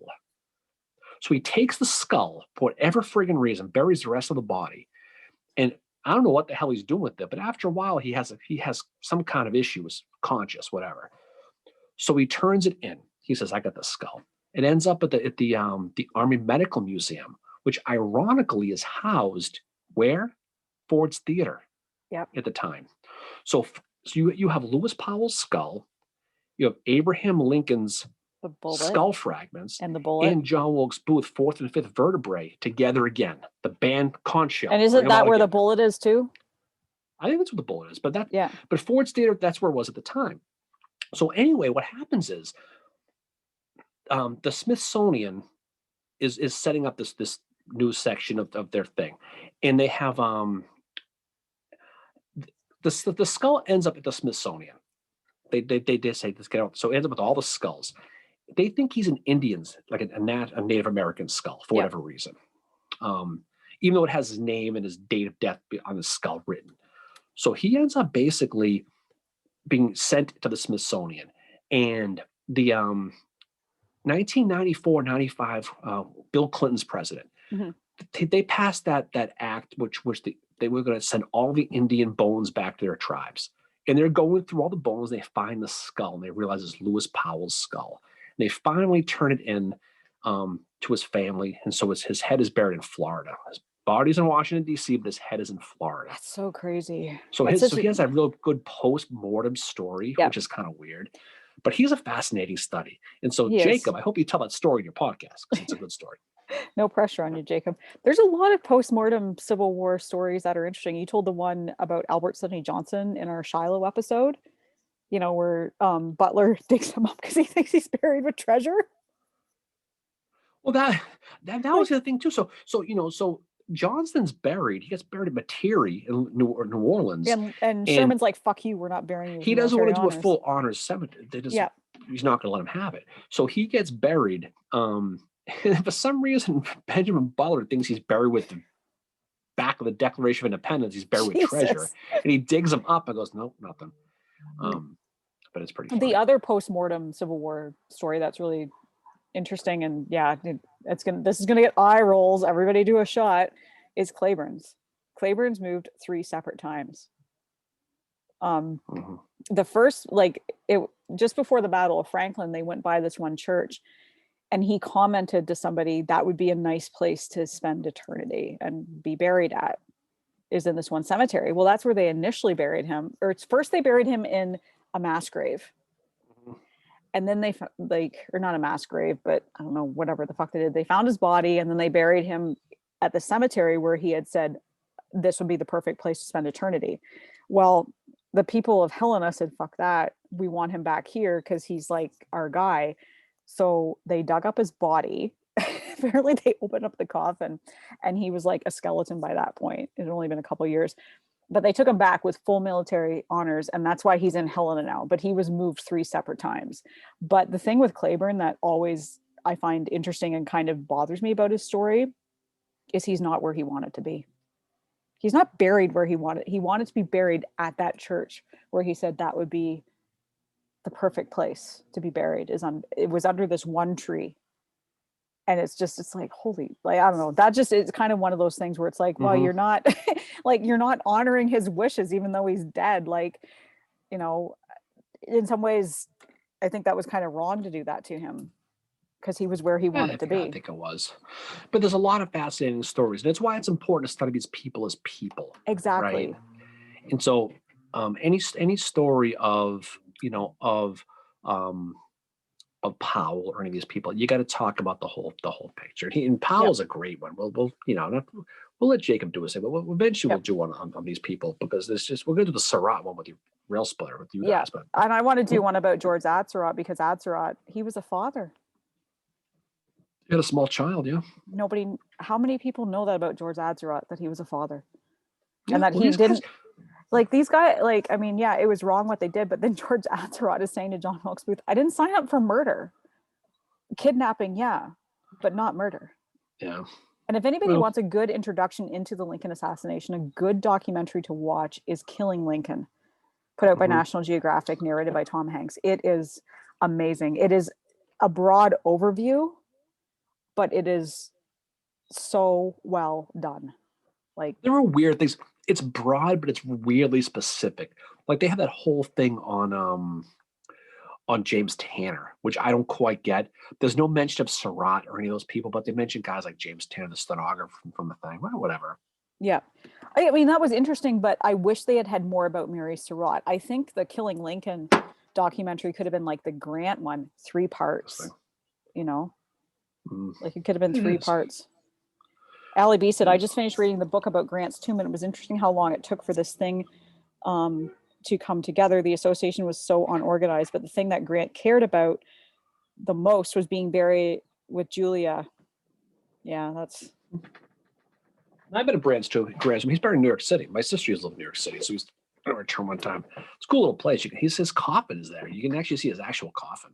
Wow. I've been to McKinley's tomb. I've been to Hooker's grave. McKinley died? I'm sorry.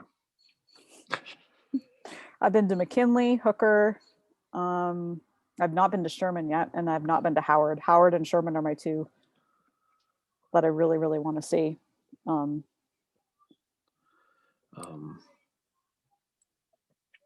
it's interesting. But definitely checking out cemeteries is always fun. But in any case. Mike says 12:20. I was going to say we should get ready to shut this down pretty soon. We should. Mike said there were more people caught up in that Lincoln capture plot than we know, and who were scared to death when John Surratt was caught 2 years later. Yeah, John Surratt. He's somebody. I don't know. I do not like John Surratt at all, and I'm not proud of what my country. I am not proud of my country for harboring him. John Surratt's a guy who kind of was. He was 1B after John Wilkes Booth. He really, really was. Yeah. Now you can make a case that like Davy Harold, for example, the reality he was not all there. He wasn't. Okay. He had something. There's a thought that David Harold actually was autistic. Yeah, he was probably something like that, right? Yeah. There's questionable whether Mary Surratt knew what was going on. Atzerodt knew about the kidnapping, didn't want to get involved with the murder. Yeah. Lewis Powell was a Anatrom. He's a robot. He was gonna. Yep. He should have got hanged, obviously. Although he did fuck up to killing an old man in a bed, which is even Lizzie Borden didn't screw that one up, Mary. Jesus. But seriously though, but I love personally the Lincoln assassination has always been my jam. It It always for has me been. too. Me too. From going back to college and about my whole senior thing on the Lincoln assassination. So it's a lot of fun to talk about. But I think it's, I'm looking forward to the Real Splitter this week. So people we don't mention your other podcasts here that often because your head's already inflated as it is, right? But Mary has another podcast, okay, with some friends called the Rail Splitter podcast, which is about Abraham Lincoln, and it's really, really good. So you should check it out. And Mary gets her bitch on sometimes. She gets all fired up, and it's great. She's very opinionated, and me, I'm going to be a guest on the Rail Splitter podcast. Your second time. My second appearance on the Rail Splitter podcast. But this is our first official, like, kind of Rail Splitter Breakfast Club joint effort podcast, whatever. So yeah, like I said, we're going to be watching The Conspirator. So if you can, between now and when the podcast drops next Friday, watch The Conspirator. We can't comment live anymore. This changed. What do you mean by that? What do you mean by that, dude? You just commented live. Yeah. Oh, by the way, Conforti, Treehouse says hello. Hey, Bjorn, thank you for the shout out for Rail Splitter podcast. Yeah, the Rail Splitter is a lot of fun. It really, really is. It's really, really good. And so listen to it. Okay, listen to it. Especially this week when this guy's on. Well, you joined us for Glory and the 54th Mess, which was an awesome episode of Bo Amelia. I've been on a million times. I so want to hear someone with a Creole accent say, "Hold on to your butts." We need to have anybody who's Creole. If you know a Creole person, reach out to us. We'll put you on the intro. So, but in any case. So anyway, I guess we'll get ready to sign off here pretty soon, right? It's been going on for a while. Yep. Anyway, so we'll have fun with that. So anyway, so definitely enjoy your weekends, everybody. Enjoy that. This has been awesome as always. Thank you. I need to remind you, by the way, Pincharoo, that the Red Sox are tied for first place right now. And the Indians are swirling the bowl again. And the Yankees are like almost in last place. It's awesome. Well, that's good, but Tribe will get back up there. Oh yeah, this is the year. Never know. All is well. World Series champs. Nick Whitgrim MVP this year. Yep. Absolutely.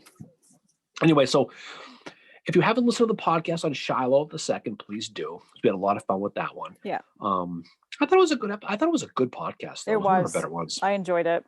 It was really, really good. I'm glad we got the sound stuff is good, I got a microphone. Yeah. Oh God. So hold on to your butts. Hey. Let's tie a bow on this one.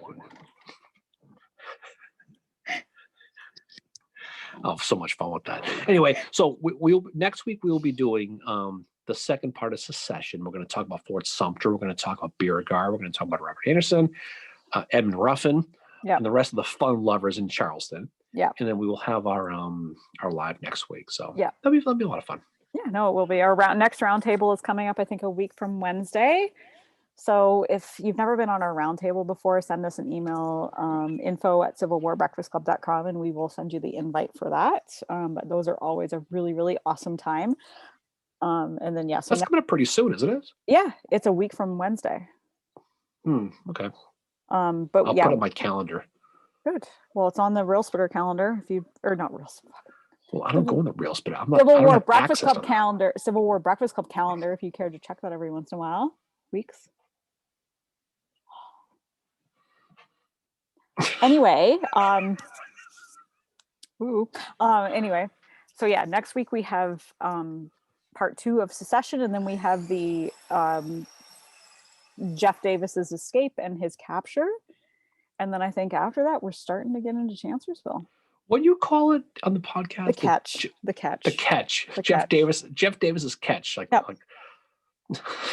So friggin' funny. Yep. Oh, but, Snyder just said he's going to go see Lytle's grave in the next couple of weeks. That's cool. Lytle's buried at the same cemetery as Joseph Hooker. I'll be honest, Merritt. Last Easter Sunday, I went to Rhode Island. I told you, and I went to go see Ambrose Burnside's gravesite in Rhode Island.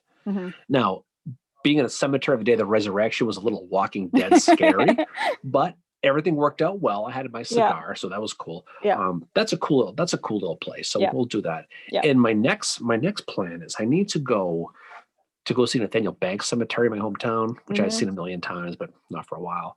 And then, of course, Benjamin Butler is buried up in Lowell.